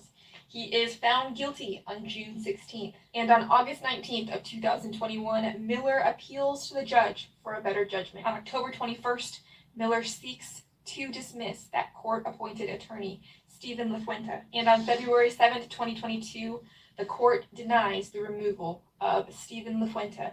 Now, in the midst of all of this, an entity named Prairie Star National begins some legal interaction for Miller. Now, Prairie Star National was pretty quickly given the boot. On November 16th, quote, "The clerk of the court is directed to reject any attempted filings in this matter by Prairie Star National, an unlicensed third-party entity espousing sovereign citizenship political beliefs." Can't give a lot of commentary on that. Prairie Star National has very little presence on the internet and very little credibility behind them. Miller really needs a solid legal defense, someone who can loop back around to the reality that he is an established private membership association that was breaking no laws at the onset of this. But the bottom line was that this court-appointed attorney remained Amos's attorney, and on July 28th of 2022, Miller was threatened with imprisonment. On August 5th, 2022, Miller submits an appeal to the judge to basically stop the proceedings of the court. And that's when the Amos Miller story blew up in the media. Now the media has put a lot of different spins on it, and that's why I wanted to present what I had directly from the horse's mouth, that it really truly needs to be our prayer and our effort to get Amos Miller a very strong legal defense. Because what is at stake here is not just Miller Organic Farms. What is at stake here is a very viable workaround. It's a legal way that we can continue to grow food privately without the government looking at every single piece of meat that we want to sell off of our farms. So we'll put the link down below, the full video, uninterrupted. Check out the Shepherdess, subscribe to her channel. She's got some really great information.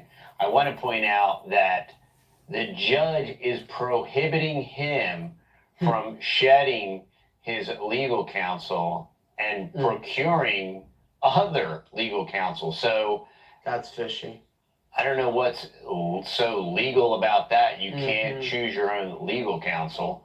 And I also thought that it was really nice that his legal counsel basically said, you know, he's a stupid Amish guy. Yeah, you know, pretty much. He's impressionable, you know. He's not a big smarty pants lawyer like me, you know. And all his court-appointed attorney was trying to get was some kind of plea deal where you pay a bunch of money and you get a slap on the wrist and you basically get destroyed, which is usually what they do. I'm going to pull up. So we're going to link down below. There's a Give, Send, Go for the Millers, and we're going to link that in our video. And if you could please share that. Yes, please. It's very specific. They want to raise $305,066, and this is for the judgment against him. $305.65.72 in fines. It is, and all the information is here. They have a couple other write-ups by the Lancaster Patriot and Organic Wellness. But what I want to get into real quick, and it just shows the extortion and what's going on. And I think it's very applicable and practical to today after what we've all experienced the last couple of years. But I'm going to read one of these updates now. It seems that the accusations made against Amos Miller, the farmer, in 2016, where the CDC insisted that his raw milk killed a Florida individual, has been popping up a lot lately. Because that's what very many commenters like, yeah, but his raw milk killed somebody, right? And they discount the fact that, you know, he sold raw milk across state lines. Well, did he or did somebody take his raw milk across state lines, right? And then what did that person do? And people are dumb sometimes. People are so dumb that McDonald's had to print "coffee's hot" on a coffee cup. All right. So don't spill this, it could burn you. Okay, that's how dumb people are. Okay, the masses, the general. So to accuse anyone of somebody, it's the scariest thing in the world to think that just because some idiots may or may not have had your product, right? So this claim is somebody drank his raw milk in Florida and it killed them. So now let's find out what the facts are behind that. Yeah.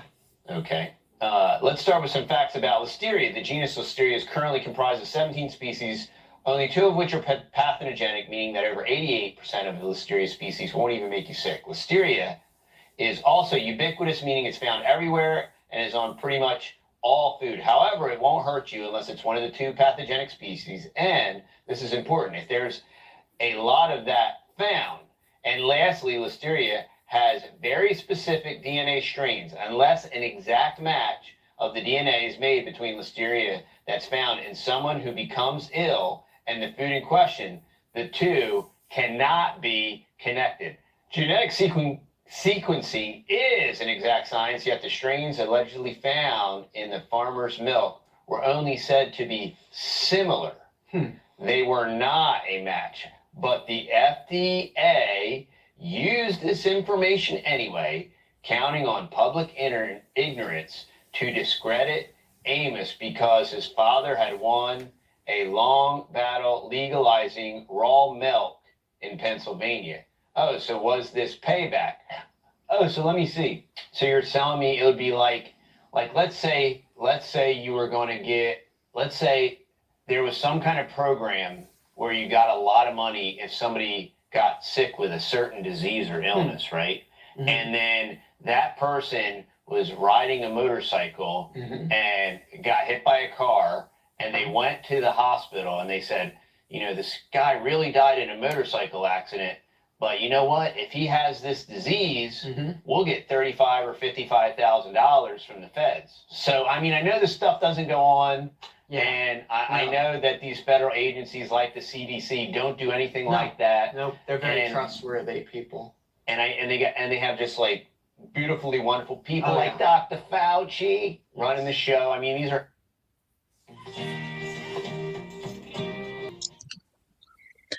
I like this admirable person. people. These are honest people. Yeah. So I I would never lie to you. This could just not be happening. This must be all hype. Yeah. 100%. And this Amish guy is just terrible. I mean, he just wants to poison people. He doesn't know what he's doing. Yeah. He doesn't have 4,000 happy members that want to support him and want to continue to buy from him. Let's read one more thing here. Next, and this is the most important fact. The woman in question didn't even die from listeria. Did she die with listeria, or did she die from listeria? Tragically, she died from stomach cancer. It was after her death that her family learned that she had listeria in her system. Her cancer was originally misdiagnosed and wasn't treated on time. But once the FDA's accusation of listeria came into play, the family was not able to sue the medical center for malpractice because of the contradictory diagnosis.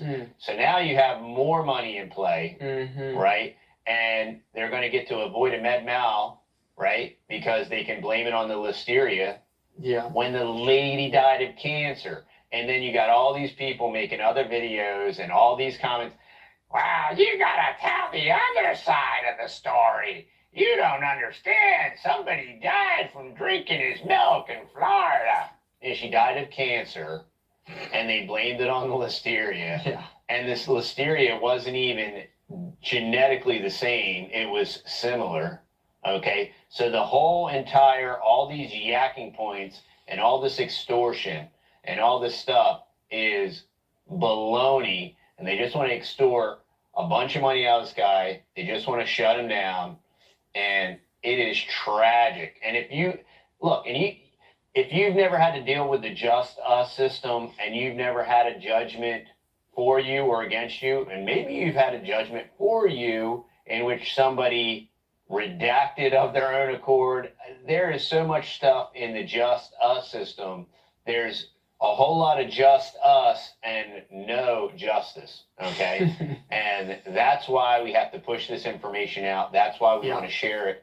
That's why we need to support Amos Miller, not just for his operation, but for all of us that want to grow our own food and be able to share it with others and want to grow healthy food and see the CDC and the FDA and the FBI and the CIA and ABC and 123, and they're all a bunch of Gestapo, Nazi, federale scumbags. They're totalitarian tyrants. Now, are there 2 or 3 good people that work for the federal government? Maybe. Okay, I don't want to give them too much credit. Maybe. If they are good, they should quit. Yeah. Okay, because it's a totalitarian, one world. I'm not going to start ranting, but it's disgusting. It's despicable. Look what they're doing to this man. He wants to be left alone. He wants to provide a service for people that appreciate what he's doing. Yeah. He's a pacifist, right? And I don't know about all these goofy comments about you don't know Amish have guns. Look, we know Amish people. Personally. We personally know Amish people.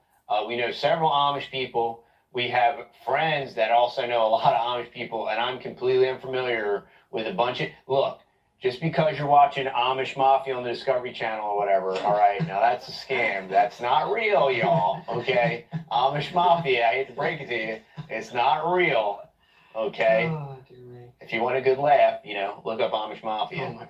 But, so that's why it's really important. We want to put this out there. Check out the Give, Send, Go. Please. Share it. Yeah. Spread the news. Spread the facts about what's going on. Please. And, you know, pray about this situation. Let's hope that justice can prevail. Let's just pray that this guy can get some decent legal representation. They're going to extort him for this $305,000, and then they're going to. So what is that for? The $305,000? Who's that going to, and like why? What is that for?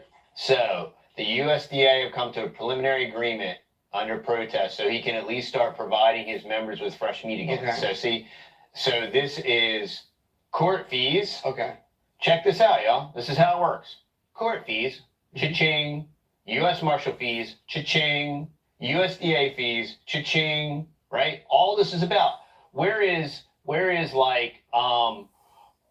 lady that died from the listeria? Where's her money? They can't prove it in court because there's no facts. Okay, so there's no money for these people that were allegedly harmed. Let's see, who gets paid here? The court gets paid. The U.S. Marshals get paid. They should be ashamed of themselves, the U.S. Marshals. They're just stooge, brown shirts. And then the USDA gets their fees for their investigation, their illegitimate investigation that drew no conclusions. And it's just like the narc cop that goes to flip the guy in the apartment, and he's got the dime bag in his pocket, and right when he needs to bust the guy, he drops it on the floor. Oh, what do you got there, buddy? Oh, okay. That's a thing too. And it's just over the illegal limit, right? Yeah. It's just, you know, it's tyrannical, it's despotic, it's terrible, and please share this information, share this video, share the Give, Send, Go, pray about it, and hope every now and then, y'all, justice prevails, and God's in control, but our government is tyrannical and terrible and out of control, and they've been this way, and I just want to point this out that this started happening under a different administration. Okay, so the Sloppy Joe isn't doing this, right? No. All of these alphabet agencies are despotic. They're all deep state. They're all corrupt. They're all unelected. They're all completely unaccountable to no one. And they all get their little fees. These judges get their fees. The courts get their fees. The FDAs get their fees. The U.S. Marshal gets their fees. Guess who doesn't? Guess the farmer pays the bill, right? Yeah. And guess what everybody else gets? Nothing. Everybody else gets trouble. Everybody else gets hassle. Everybody else gets more regulation. This is why we need more regulations. No. Dear me. No, all regulations do is muck up the works. Yeah. And none of these agencies long term do anything profitable other than harass and collect. Yep. And that is the truth. And, you know, my uncle is an FDA inspector, and you don't understand. Well, get an honest job. Deliver pizzas or something. All right, y'all. Well, that's just our 2 cents on the whole deal. But like, share, subscribe, and we'll see you on the next video. All right. See you.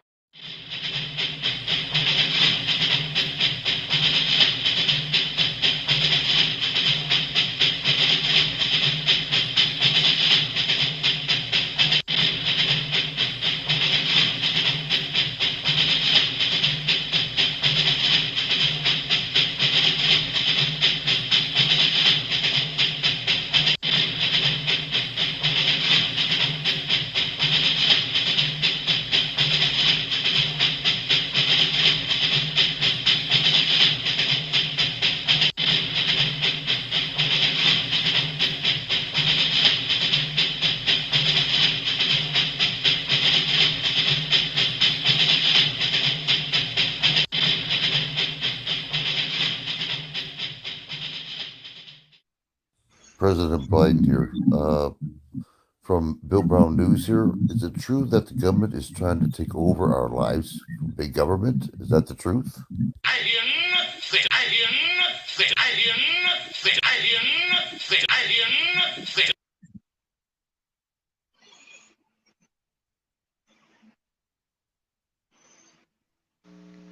Where's Well, Where's R2D2? Brother I like Bill the Brown. I like the Hogan's Hero music. Hold on here. It The says drums. Bill. Oh, you like the drum? Yeah, I like that. That's from Hogan's Heroes. I do. Yeah, they were playing it last night. I said, "Oh wow," because me and Michelle were talking about that. I'm checking it out right now. Boy, they're giving that poor old boy a run around for all he's worth, ain't they? Well, yeah, and it really does have broad implications for a lot of other people to be targeted in the same way if they can get this to be some kind of precedent legally. And, you know, they don't want you doing anything unless they can be involved in it and decide for you what you can do. Yeah, they want you to lock and step. It's so unreasonable that you can't have your own attorney that you hire to come in and represent you. You have to take a court-appointed attorney, a member of the club of the legal profession, which the judge belongs to, the prosecutor belongs to, and now a defense attorney belongs to it. And And the county commissioners, the city council, everybody everybody, belongs to it. Everybody yeah, belongs to the same club. yeah, they're in the same club. And the reason they call it a club is because they willed it like one against free Americans. I thought they called it the Kangaroo Court. Well, in Australia. But no, they do have some kangaroo Somewhere in the courts. world, they call it worse than that. I can see why. Think Judge Roy Bean. Yeah. But yeah, I thought by law your rights were you could fire your attorney anytime you wanted to. Yep.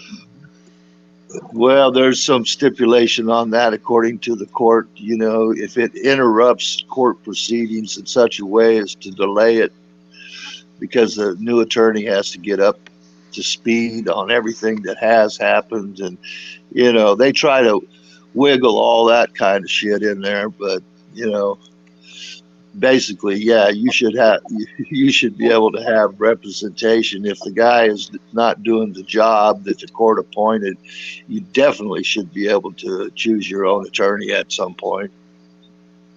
Yeah, so I mean, but like you say, when it's all stacked against him, no matter what avenue he takes. Ooh. And all the bar associations, where all the attorneys and judges belong to, because they're all attorneys. They're all, as long as the attorneys pay their fee, they don't give a crap what kind of violations they make. Especially here in Georgia, the Georgia Bar Association is a damn joke. Oh, all across the country, it's a joke because you have an obligation, first of all, to the bar before you have an obligation to any client you take. That's right. I'll give you an example. I had a cousin got caught with snagging a fish, and he was out of state. So cha-ching, out of state. He was legit. I mean, legal. He had license and everything, other than snagging that fish. Well, the fine was $800. It could have been higher, but they cut him a little bit. And they told the judge, young girl, told him he couldn't move from the courtroom until, me and a couple other guys went and paid his fine for him. When the fine was paid, then he could leave the courtroom. Now tell me that ain't some shady shit. Oh yeah. That's what you call forced payments into the Yeah, corporation. the only thing that bailiff didn't do was put a gun to our face and steal our money. All of it. Yep. I I got mean, some. technically, that's what they did. I got something here that Google wanted me to show you guys. Here it is. Oh.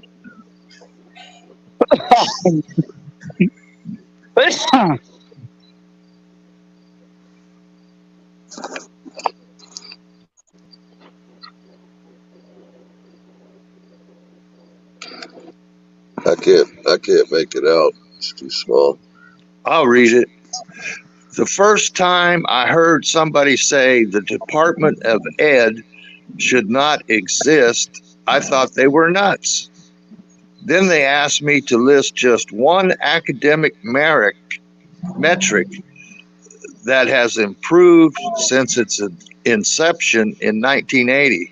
I couldn't. Nobody can. Nope. Mm. It kind of says a lot, don't it? Are we advancing forward or advancing to the rear? Both. Well, Take 2 steps forward and 18 steps back. like I said before, it's a dumb populace is easier controlled. Well, people They're better not start teaching waking up. them kids. People better start waking up. They're going to be in trouble. Big time trouble. It's coming.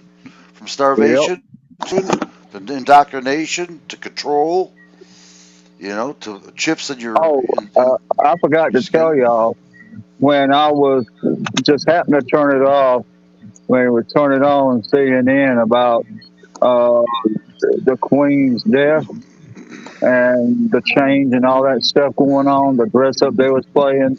That lady, I can't think, she's a news anchor for Afghanistan and Iraq and Christine Amanpour. right. She made a comment that this is for the New World Order in Well, that broadcast.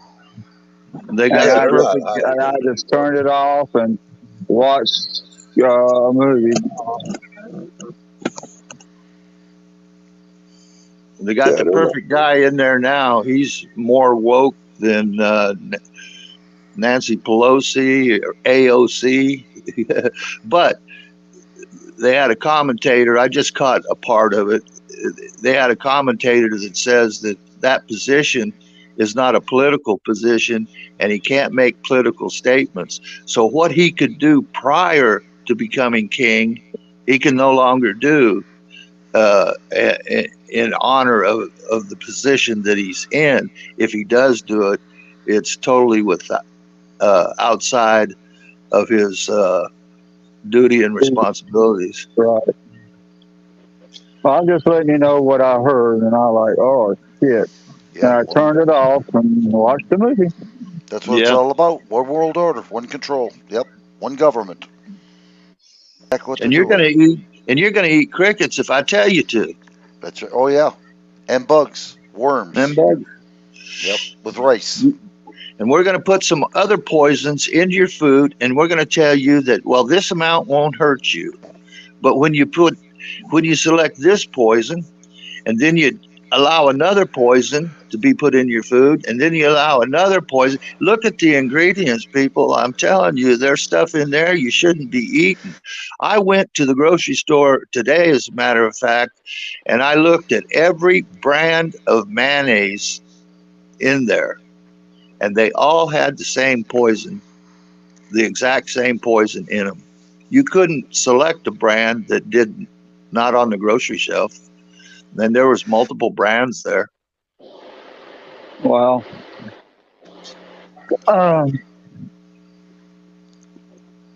It's getting bad out there. I mean, you wonder why these people are living 80 to 90 years old. These so-called leaders, elitists. Yeah, that's would be better. They're not eating the foods we're eating. They're getting the best care, and it's coming off of our taxes. While you and us, we're suffering for the Either rate. that, You or don't have to. either that, or they're eating the same food we're eating, but they're given an antidote to counteract it. Well, they ain't offering the antidote to us; they're just feeding it. You know. Mm-hmm. Yeah, but I think the food back then, back in the day, was healthier because I got a grandmother getting ready to turn 100 in November. Ask her what she So, ate. I want to eat the same thing she ate. can of beer every morning. Sounds good to me. I'll take it. She drank No, the beer and ate the can. she well, she cooked and done her own thing. You know, she prepared all her food. You know, from scratch, a lot of it. But she always had a beer, one a day. You know, she didn't have 5 or 6. She just had one beer a day, and I don't know if that contributed to her longevity, but yeah. So it's like I said, get your hands dirty a little bit. But now if they're putting in ingredients, that's getting a bit much. Well, Like mayonnaise, you another make potato salad out of it, you know. So another similar example happened locally in my area here just recently. They were attempting to outlaw smoking on the beach.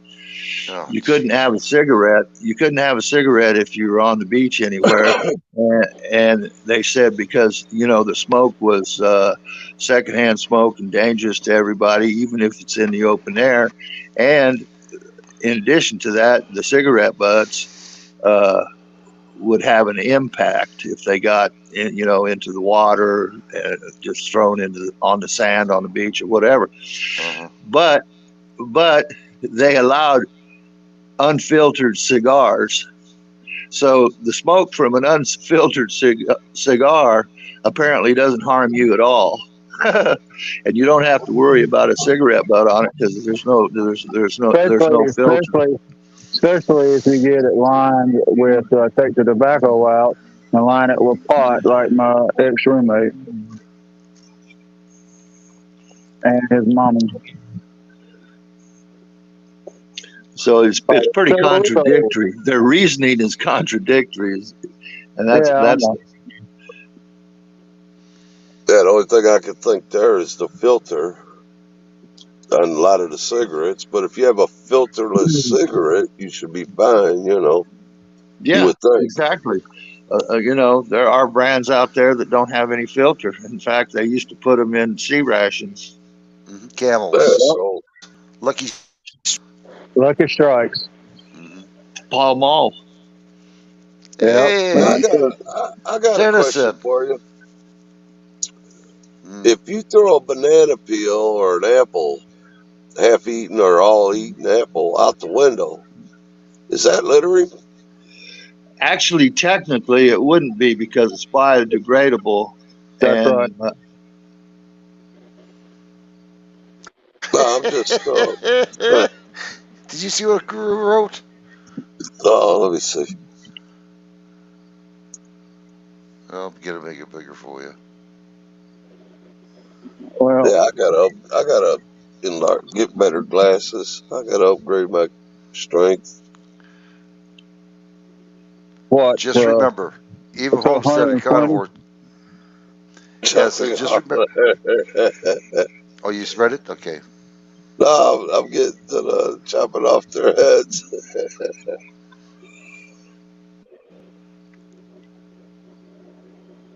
Well, I always asked him if this was okay before I did it, and I never once heard a complaint.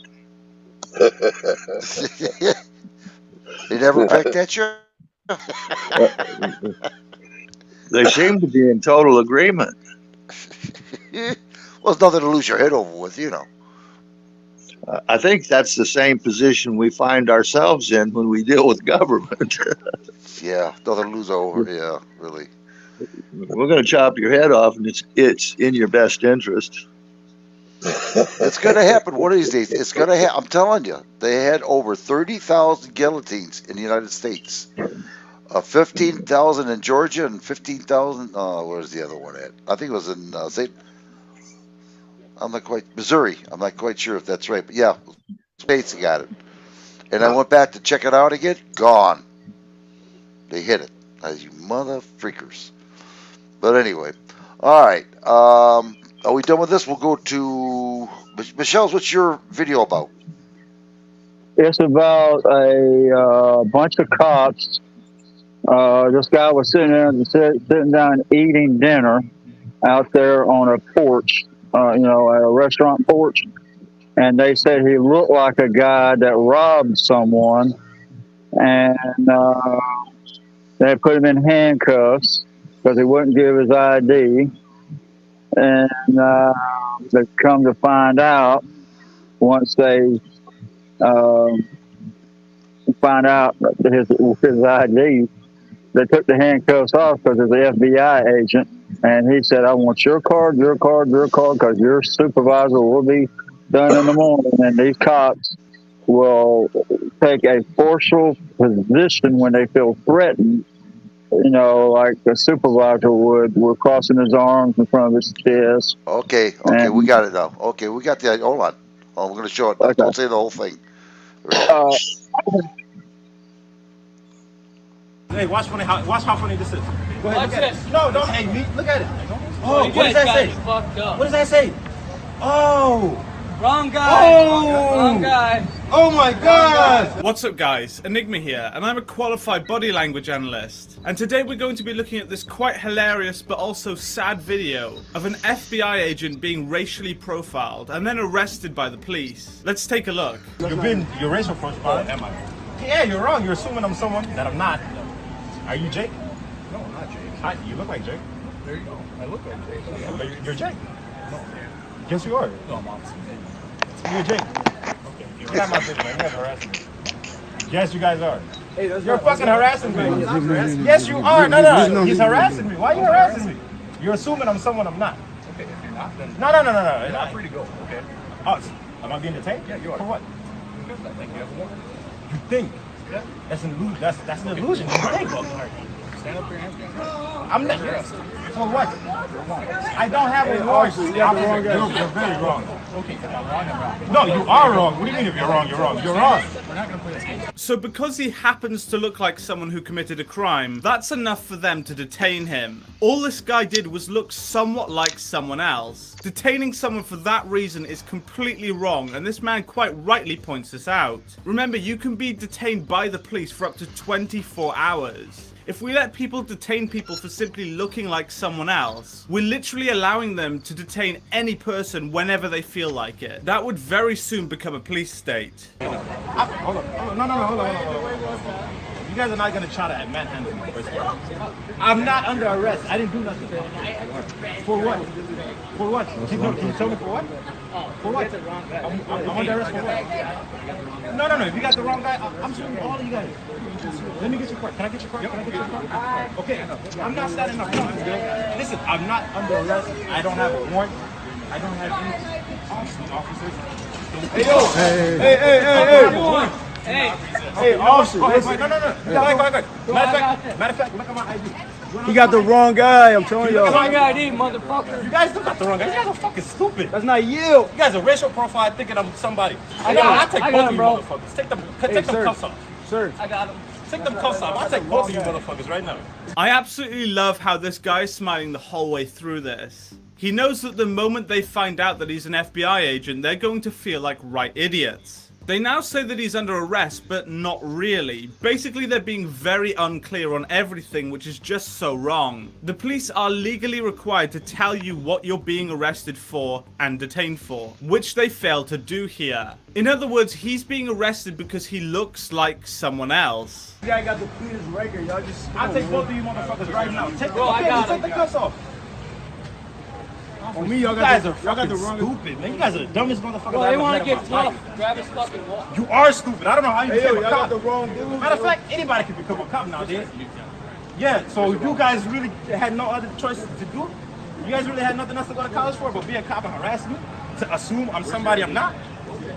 My ID's in my back pocket. Watch how funny this is. Go ahead, look at it. No, don't hate me. Look at it. Oh, what does that say? What does that say? Oh.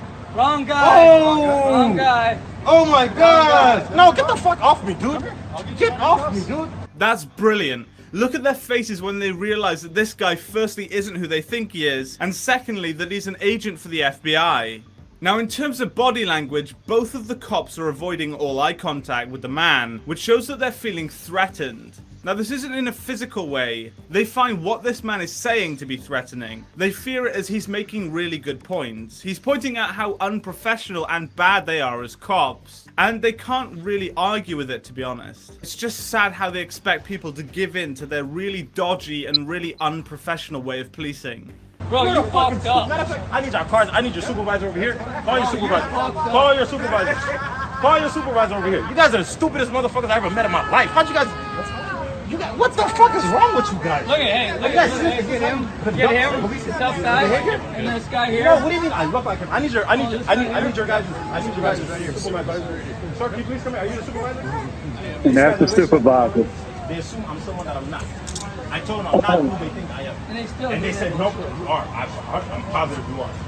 So, I need their cards. I need your card. I need your card. I need your supervisor. No. Yes, I request your supervisor. Why is that? Bro, that was fucked up. See that little shake of the supervisor's head? Yeah. That's because they're corrupt as fuck. Yeah, I do. Okay, I would like your card. Not going to get it. And I'm going to follow you and you. Now this supervisor comes across with his body language in a domineering pose. He has his hands wide on his hips, which is him trying to make himself appear larger and more threatening, the same way a cat rears its back in a fight. We do this when we want to appear tough and intimidating. The man in the red t-shirt also does this when he begins to lack confidence. It's a power pose that makes you feel stronger and more powerful. And people often do it when they're lacking in confidence to give themselves more security. Because you guys are all stupid. You guys are the dumbest motherfuckers I ever met in my life. See you later. You're glad why, bro? You guys really work? This motherfucker. Is that how you guys work nowadays? You assume someone is someone and that's it? That's all you guys need? Yeah? Oh my God, what is American game? We're allowed to. You're allowed to. We're allowed to what? Come up and talk to somebody. And if we it wasn't allowed to talk to somebody. You arrested him. Assume someone and try to. Right, and he made a mistake, and then once he figured out who you were, he unhandcuffed you. What if somebody did that to you? Going to jail. What if somebody did that to you? I was going to jail anyways. Huh? Matter of fact, I was going to jail anyways. You got life fucked up. You ain't gonna just buckle up and just leave. Just get out of here. You guys leave. Even if they're allowed to arrest anyone they think resembles a criminal, they did a really, really bad job. They detained him and wouldn't say why, and then arrest him again without telling him why. In fact, he asked if he was being arrested, and one of the cops said yes, only to say no a moment later. This is just really messy and really unprofessional policing. Please, you guys get the fuck out of here. No, you guys have a good night. Get the fuck out of here. No. Get the fuck out of here, piece of shit. You guys are the dumbest motherfuckers I ever met in my life. Get the fuck out of my face. We're not in your face. What do you mean? You just We're arrested down him. here. You guys just try just to release him. So if he wants to make a complaint, he can go make it. I will make a complaint. All right. Believe me, I will. I will make a complaint on all three of you guys. That's fine. Do your job better. Yeah. No, you guys supposed to be upstanding fucking citizens. You They're guys not. They're bogus and upholding the shit. law. That'd You be guys nice. are the dumbest motherfuckers I ever met. All the cops there are avoiding any eye contact and are pacifying. Pacifying behaviors are the brain's way of calming us down when we're stressed. Scratching, touching the face, and fidgeting are all common and pacifying behaviors. If you see these, it shows that someone's experiencing high levels of stress. They're also avoiding looking at him because he's acting as a stressor. They find it awkward to look at him, mainly because they fear that they did something wrong and will be punished. Bro, let's go. Come on, man.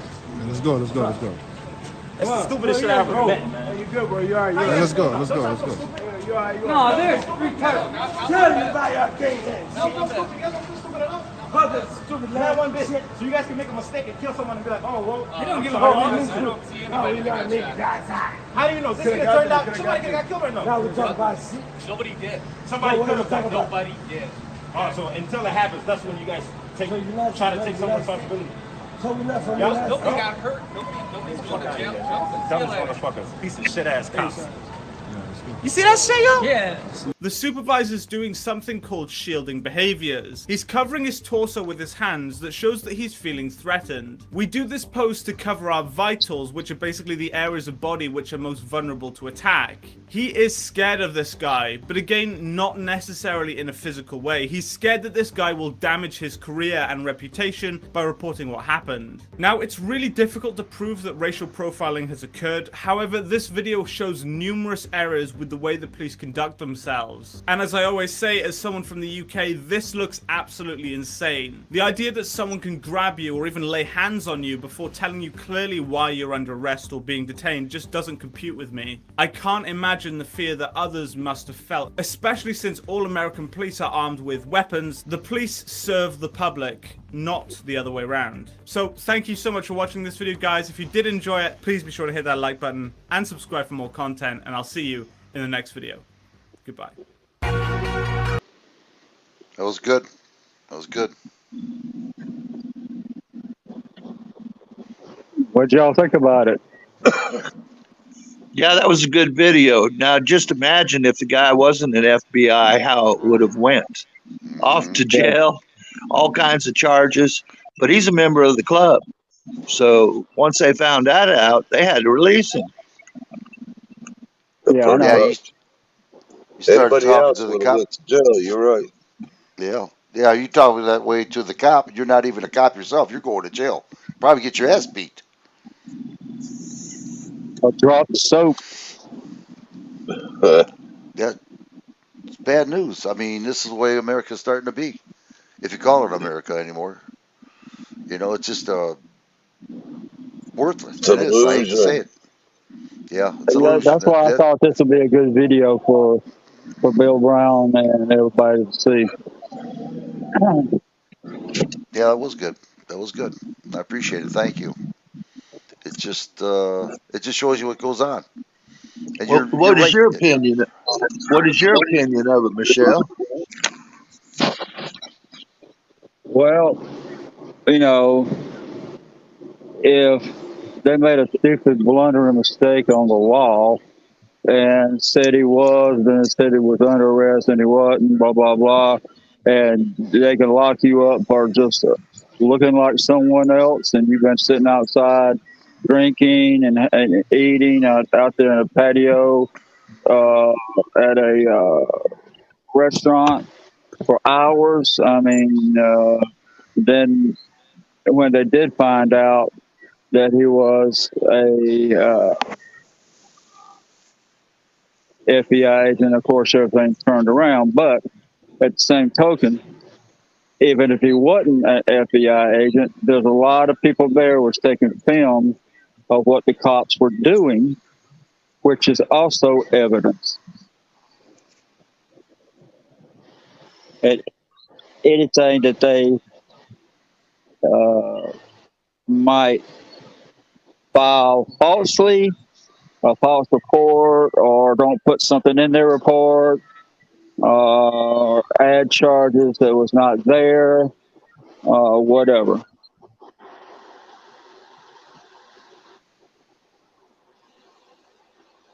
It's getting to be where you can't even walk in the streets anymore without being harassed by cops, let alone victims or murderers, rapists, robbers. They're just as worse as they are. Cops are. Yep. I got pulled over in traffic stop, and the reason I got pulled over, I thought I was speeding, which I probably was. But he goes, "No, your vehicle fits the description." He ran a check on my license and my insurance and all that, but he also had my wife and my infant baby with me, so obviously I wasn't the criminal they were looking for. And I didn't get a ticket, so. That's a good thing. Yeah. So, I mean, that turned out all right. I think the wife and the kid kind of helped the situation out. Boy, you're lucky I wasn't the cop and I seen you. I would have gave you the ticket, your wife a ticket, your baby a ticket. Yeah. And you would have probably been when first cop got ran over up there. I mean, it happens. Vehicles pop out of gear and stuff, you know. Oh, welcome back, Michelle. You just missed the whole show. No, I didn't.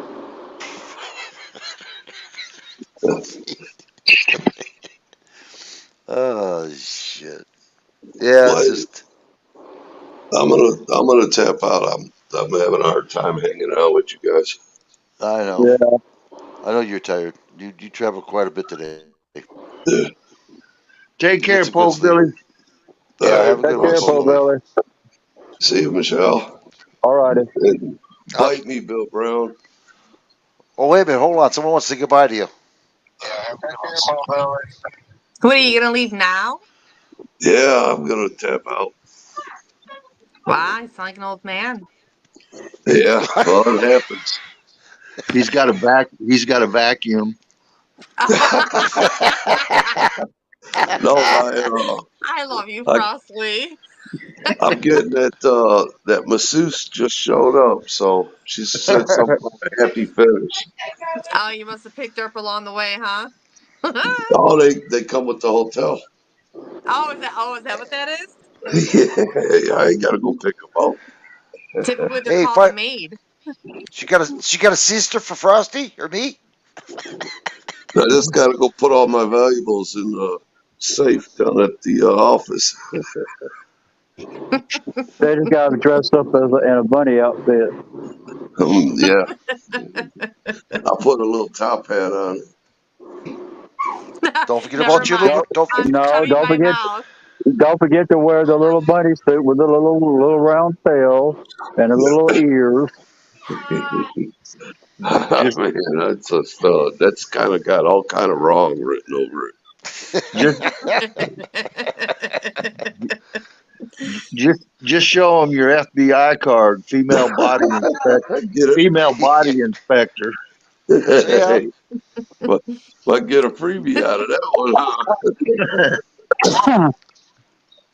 See, she's got a sister. Will you? Yeah, yeah. I'm telling Mom. Shh, shh. Doc, I Paul Billy, you got me in trouble again. I Damn. didn't say Yep. a thing. I didn't say a thing.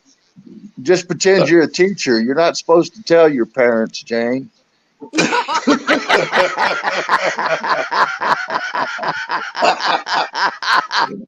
And Bill Brown's case, yeah. That was pretty good. He's Wow. gonna have to pay me the teacher's salary.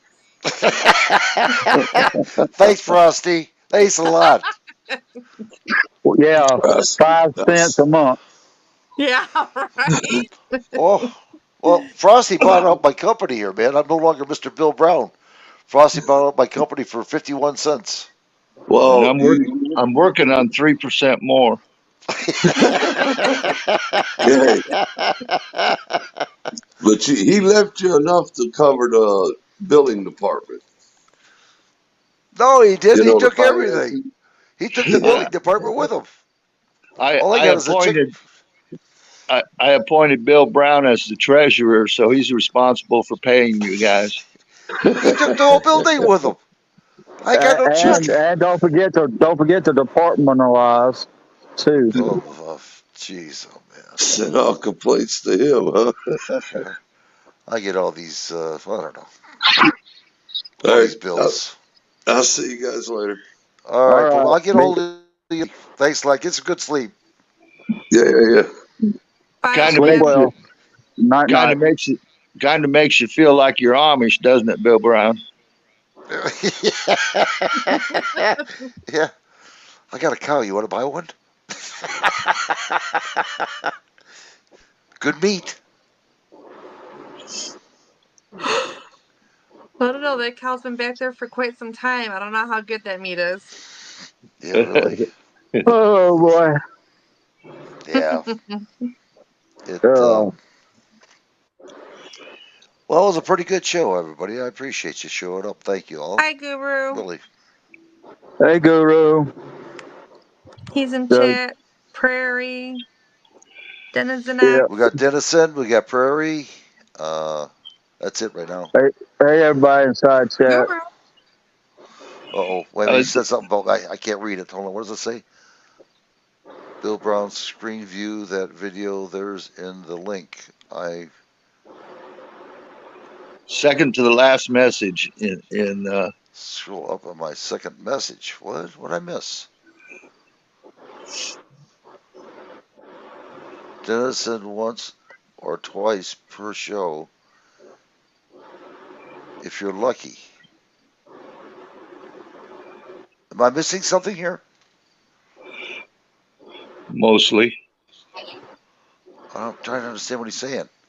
Oh, they don't read the chat, huh? Oh. No, he says something about Po Billy. Oh. Oh. Cryo Po Billy. C, what's a A stand for? Is that what Couldn't that means? Be. C, well, that's what I would take to mean. C, Later, asshole? see. Asshole?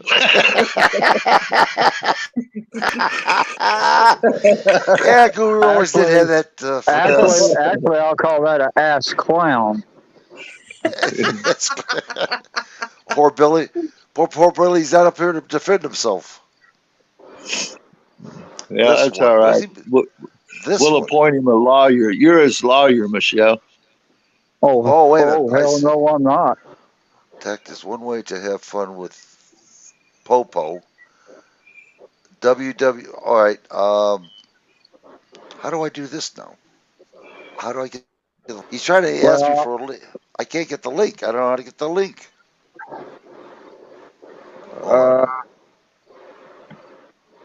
I'm going to go ahead and go, guys. All right, Michelle. Have a good one. Thanks for showing up. All right, no problem. See you, Michelle. Take care. All right. Just copy and paste it. I don't see it. I see what he's doing. Okay, I got it. Okay, thank you. All right, I understand now. Okay. Why did you just say? Why did you just say that, Guru? Hold on here. Let's see how many tries. Yeah, I hate to see what he's gonna say in that one. Yeah. Where's the? Okay, don't type anything, anybody. I'm trying to get the. Wait a minute. Oh, I got to go to this. Oh shoot! Hold on, I got to go the other way. Hold on. All right. Now, where's he at now? That's why I couldn't do it. Did you catch that part on the homeschooling there, Jane? Oh yeah, I was homeschooling as I was listening. Yeah, cool. Mm-hmm. Yeah, I'm like, I don't know where they get it. It's only a couple hours a day because that's a damn lie. Please. I can't get this link. It's in two separate lines. Wait a minute. I'll do it this way. See what happens.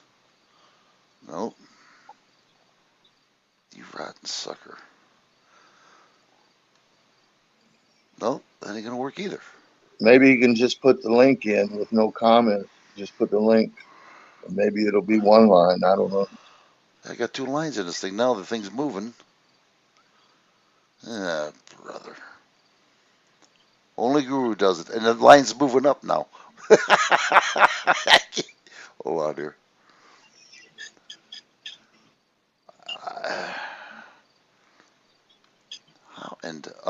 Wait a minute. I think I got it. Oh man, no. Oh, there it is. Okay. Got it. Okay. Now let's see. If I'm right, I got to go. Where'd it go? There we go.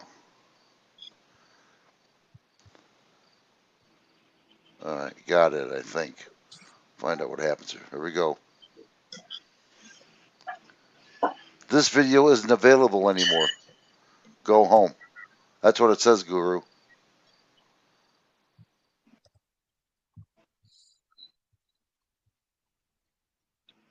Doesn't say it's available. That's what he says. That's what I got too.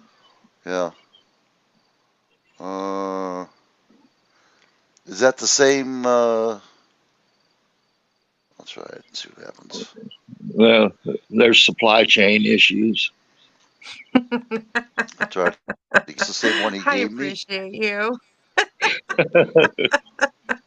I'm You're jealous. so I'm funny. jealous. That's the same one he gave me. Okay, I'll try it one more time. See what happens. Yeah, it says it doesn't work. Copy. Someone paid him to stay home. I think he was just trying to test out and see how good I am here.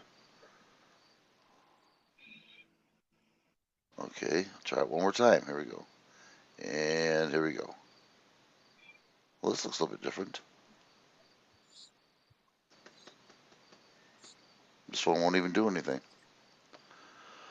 Oh, man. I got the whole. Oh, okay. My apologies.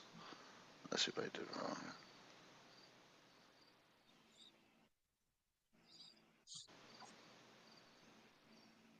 Come on. I got it in 2 lines. Oh, the heck with it. I'll just do it this way.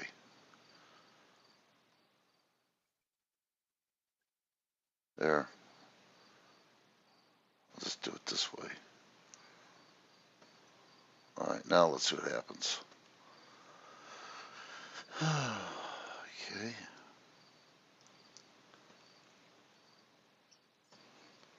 All right, now let's see what happens.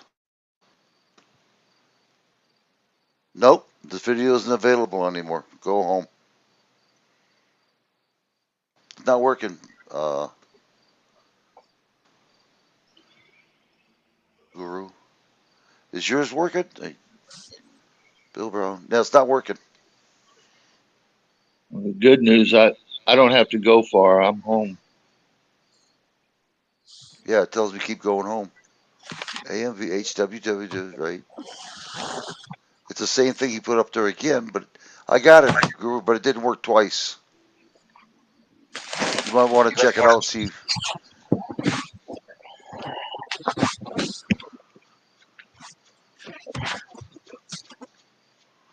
Anyway, our schools are really screwing us over bad for the kids. Oh yeah. Oh It yeah. really is. Link works. Prairie says it works. Well, why the heck it ain't working for me then? Sleepy. See what it says right there? It says it works. I don't understand. Read my last message and follow directions. Okay. Bill Brown. The other one is dead link. Use this instead. Right click on it. Select a new tab. Okay. That's okay. This is something new I never did before. All right. Right click. Okay. Copy. Oh yeah, I copied it. Right. I got it. Okay. I'm going back to here. I did the same thing as I did before. Private chat. Then don't. Then copy. I mean, rather paste. Okay, let's see. Control V. All right. And here we go.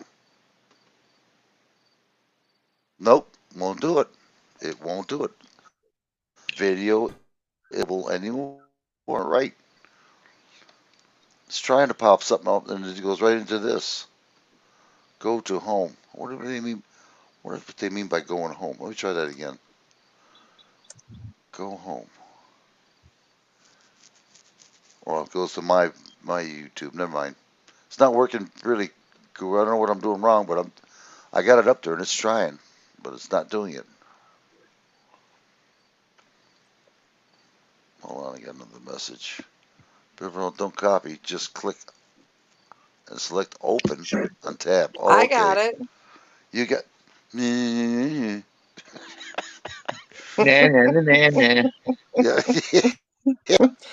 It only right. took me 2, Guru. I don't understand how come. All right.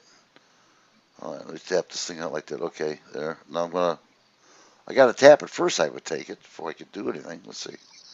Okay, open link to tab. Okay, I remember this now, right? Okay, something's working. Got it. Okay, asking questions. Whoa, whoa, whoa, whoa, whoa, whoa. I got it. I got it. Thank you, Guru. You cannot defeat the genius of Bill Brown.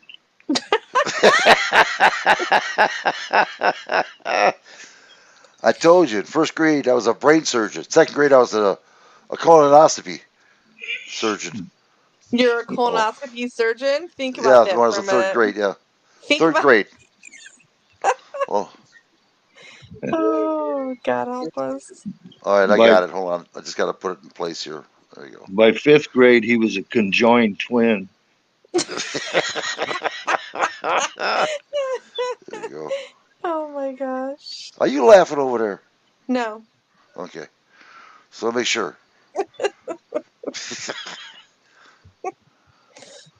Wait a minute. Where the heck is it now? I got it on the thing. Uh, Guru, I think you did this to me purposely. He doesn't like me anymore. Hold on there. Show system audio. Share. I think, no. Oh, wait a minute. I got to do this, don't I? Okay, share. Can you guys see anything?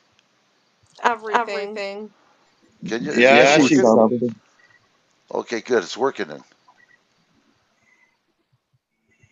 No, it's not working. I don't see it.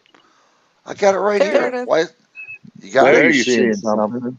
Okay, you got it then. Okay, good. All right, here we go. Can you see it too then, eh? All right, there we go. Finally.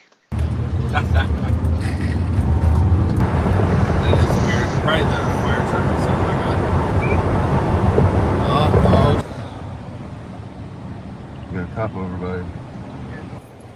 What's your name? I'm asking you if you need help. I'm the one asking the questions here. Do you need help? Wow.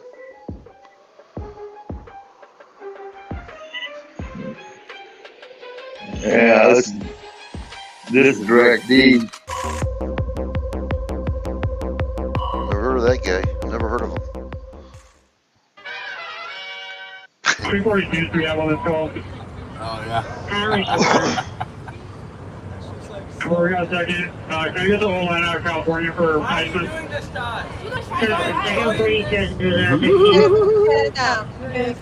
Gonna need to see some ID? The writing. Can't see the writing.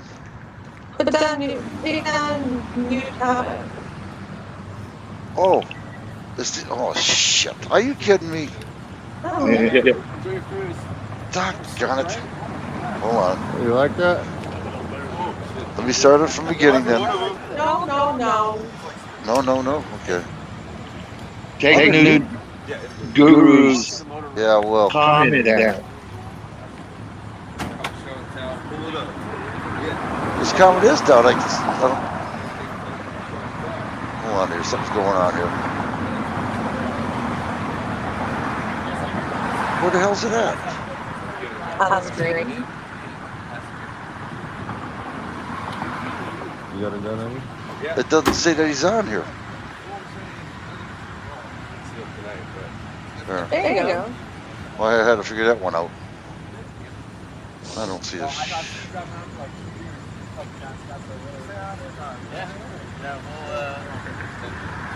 Alright, have a cruise, man. Take care. Listen to your sweet,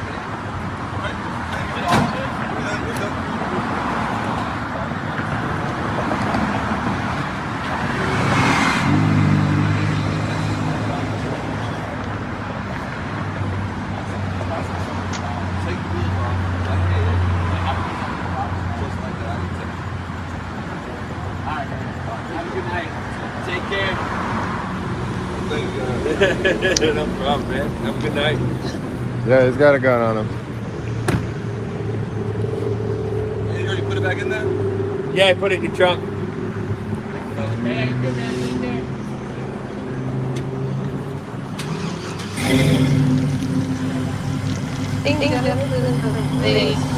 Fucking sun right there. You don't like that, do you? Prick. boy right there. The white truck.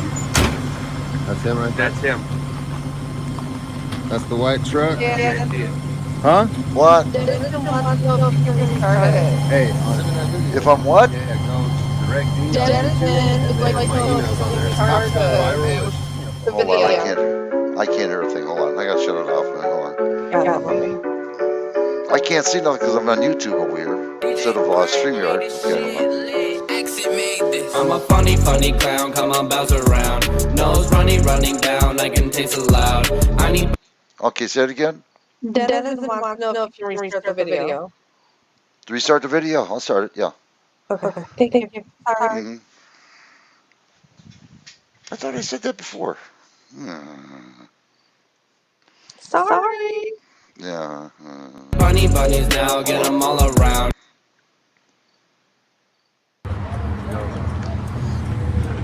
That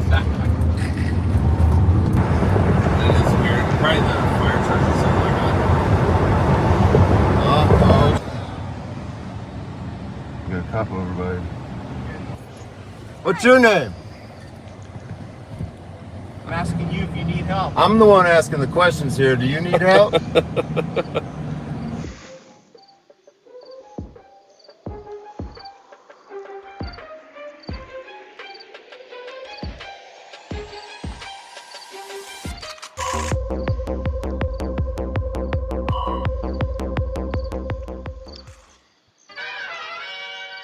$342, we have on this call. Oh, yeah. Hold on a second. Can I get the whole line out of California for ISIS?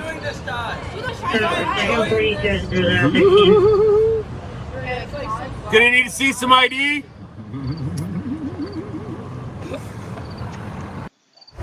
Hey, 99% of people with an IRA or 401k will not see this video, and that would be a tragedy. Why is that? Well, because Forbes recently commissioned an independent study and quickly saw through the president's lies. He's not fighting for American workers or those on a fixed income. In fact, he wants to pull the rug out from under you and end tax benefits for folks with more than $20,000.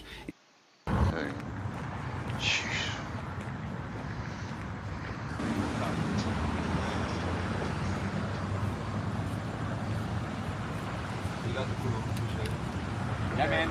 Enjoy your cruise. It's so bright. You like that? It might be one of them.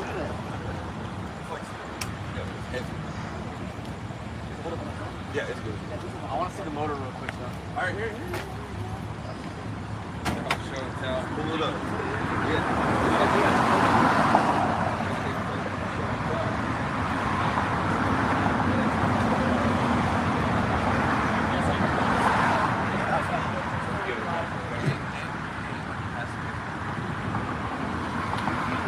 You got a gun on you? Yeah. Still tonight, but I think it's past. Well, I know I've seen you driving around for like 2 years. Like down Scottsdale Road. Yeah. Yeah, well, all right, have a cruise, man. Take care. Listen to your sweet, man. Right? Get all of it.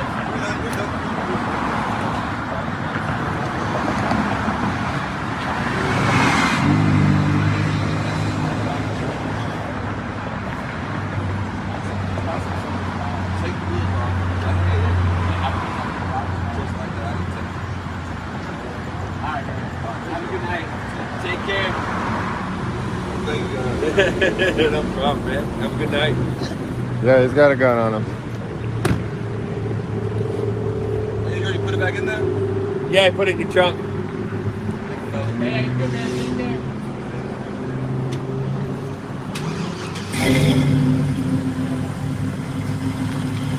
Yeah, it's just the fucking sun right there. You don't like that, do you? Prick. There's our boy right there. The white truck. That's him right there? That's him. That's the white truck? I guarantee it. Huh? Hey, send me that video, man. Yeah, go direct D on YouTube, and then my email's on there. It's Cops Gone Viral.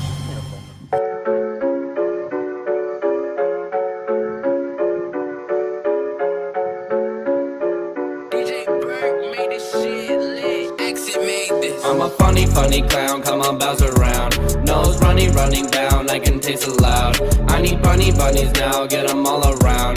Throwing money around, dancing to my sound. I'm a funny, funny clown, come on, bounce around. Nose running down, I can taste it loud. I need bunnies now, get them all around. Throwing money around, dancing to my sound.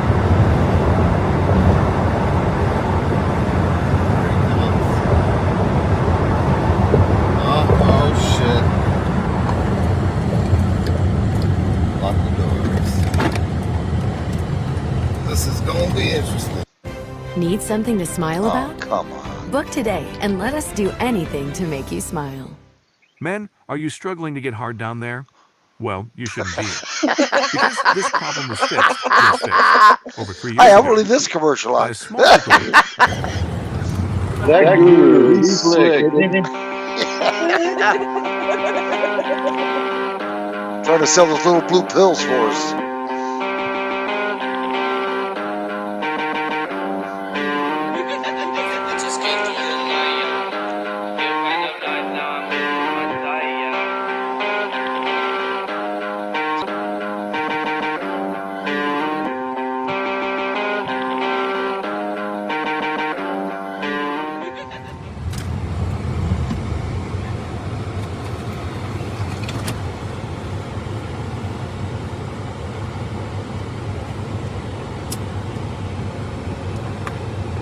Fell for the flashlight. Yep, again.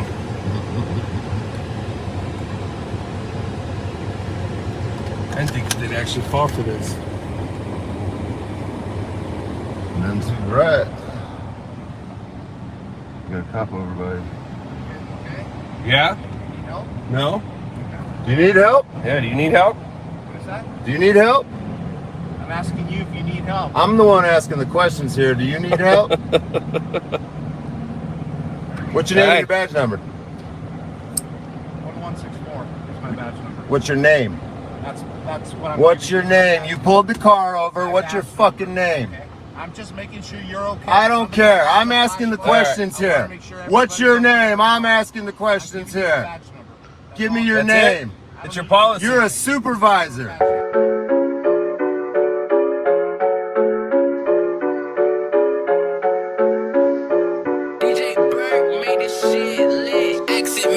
I'm a funny, funny clown, come on, bounce around. Nose running down. Like Give me your name. Go fuck yourself. What's your name? Huh?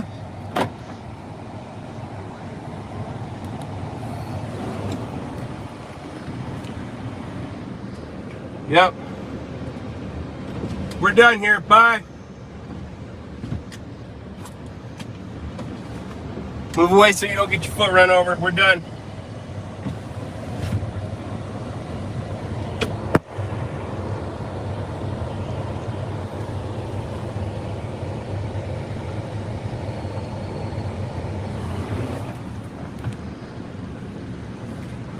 It's a bright light.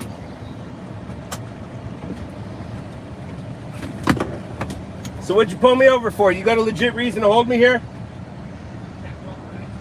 Check then we're done. welfare? Well, I'm trying to make sure I don't run your partner over. She's awfully close to getting herself fucking hurt. I'm gonna get out, dude. All right, so yeah, get out then.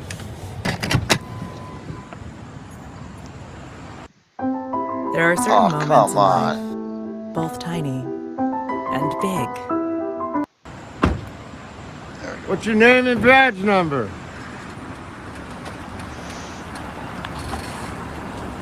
Fucking idiot. This is the supervisor, 15489. Fucking cunt.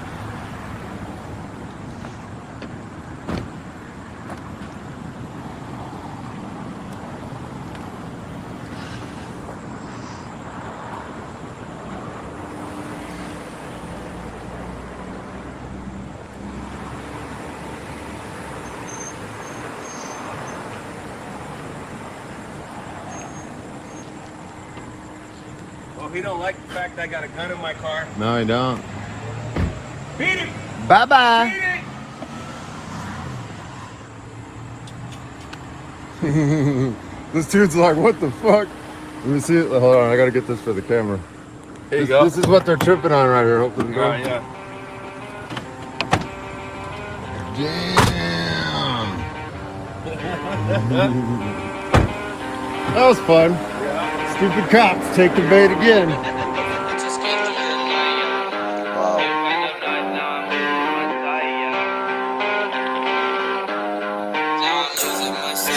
I die tonight, I'ma come back to life. Get a Benz ride, I'ma make it all white. Grip gloves real bright, pretty girl get inside. We are alright, let's just. Wow. Yeah, that's dangerous, being an auditor. There you go. There you go. Where'd everybody go? Am I getting out? Hello? Oh.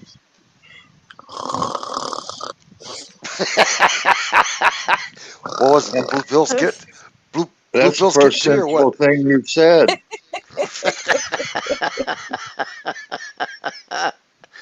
I heard that, Lady Jade. I heard that. I'll tell you. Uh, that is a dangerous game, being an auditor. It really is. I did it one time, but like I said, I kept my mouth shut. I let the professionals do it. They were good. There's no doubt about it in Detroit. But got it, man. It just you got to know your stuff to present your case to these people. Even the best ones that are doing everything correct end up getting arrested. So, yeah, it is a tough job. I mean,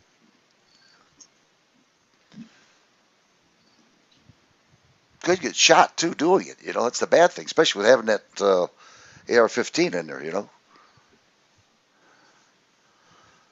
That's phew. I don't know. I couldn't do that. I really couldn't. That's why when I went there and I see what they did, I said, nah, I couldn't handle that. No way. no. However, I almost damaged their metal detector. That baby was going down. That was a neat trick. Basically, that's just about it. Well, I guess I'm gonna call it a night to everybody. I had a busy night, busy day. I've been up all day today, half the day, I should say. Well, I should say even half, about an hour. I slept in, but I appreciate everybody being here. Dennison, thank you. Barry, thank you. New Guru, thank you. I appreciate it all. I really do. Thank you. I hope this was some sort of, well, you guys probably know more than we do, really. What's going on. But we do appreciate it. Anything you guys want to say, ladies? I'd say good night to everybody who showed up, participated in the chat, whatever. Interesting information for a lot of people. Hope they can make use of something. It's definitely enlightening. And please, when you walk out the door, just leave some money there in the tray there. On the dresser. Yeah.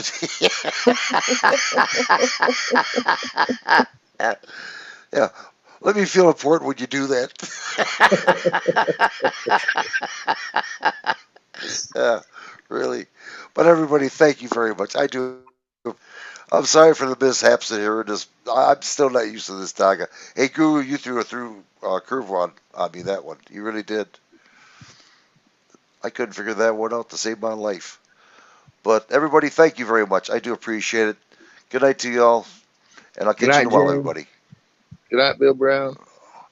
Good night, everybody. I do appreciate it. And by Good the way, night.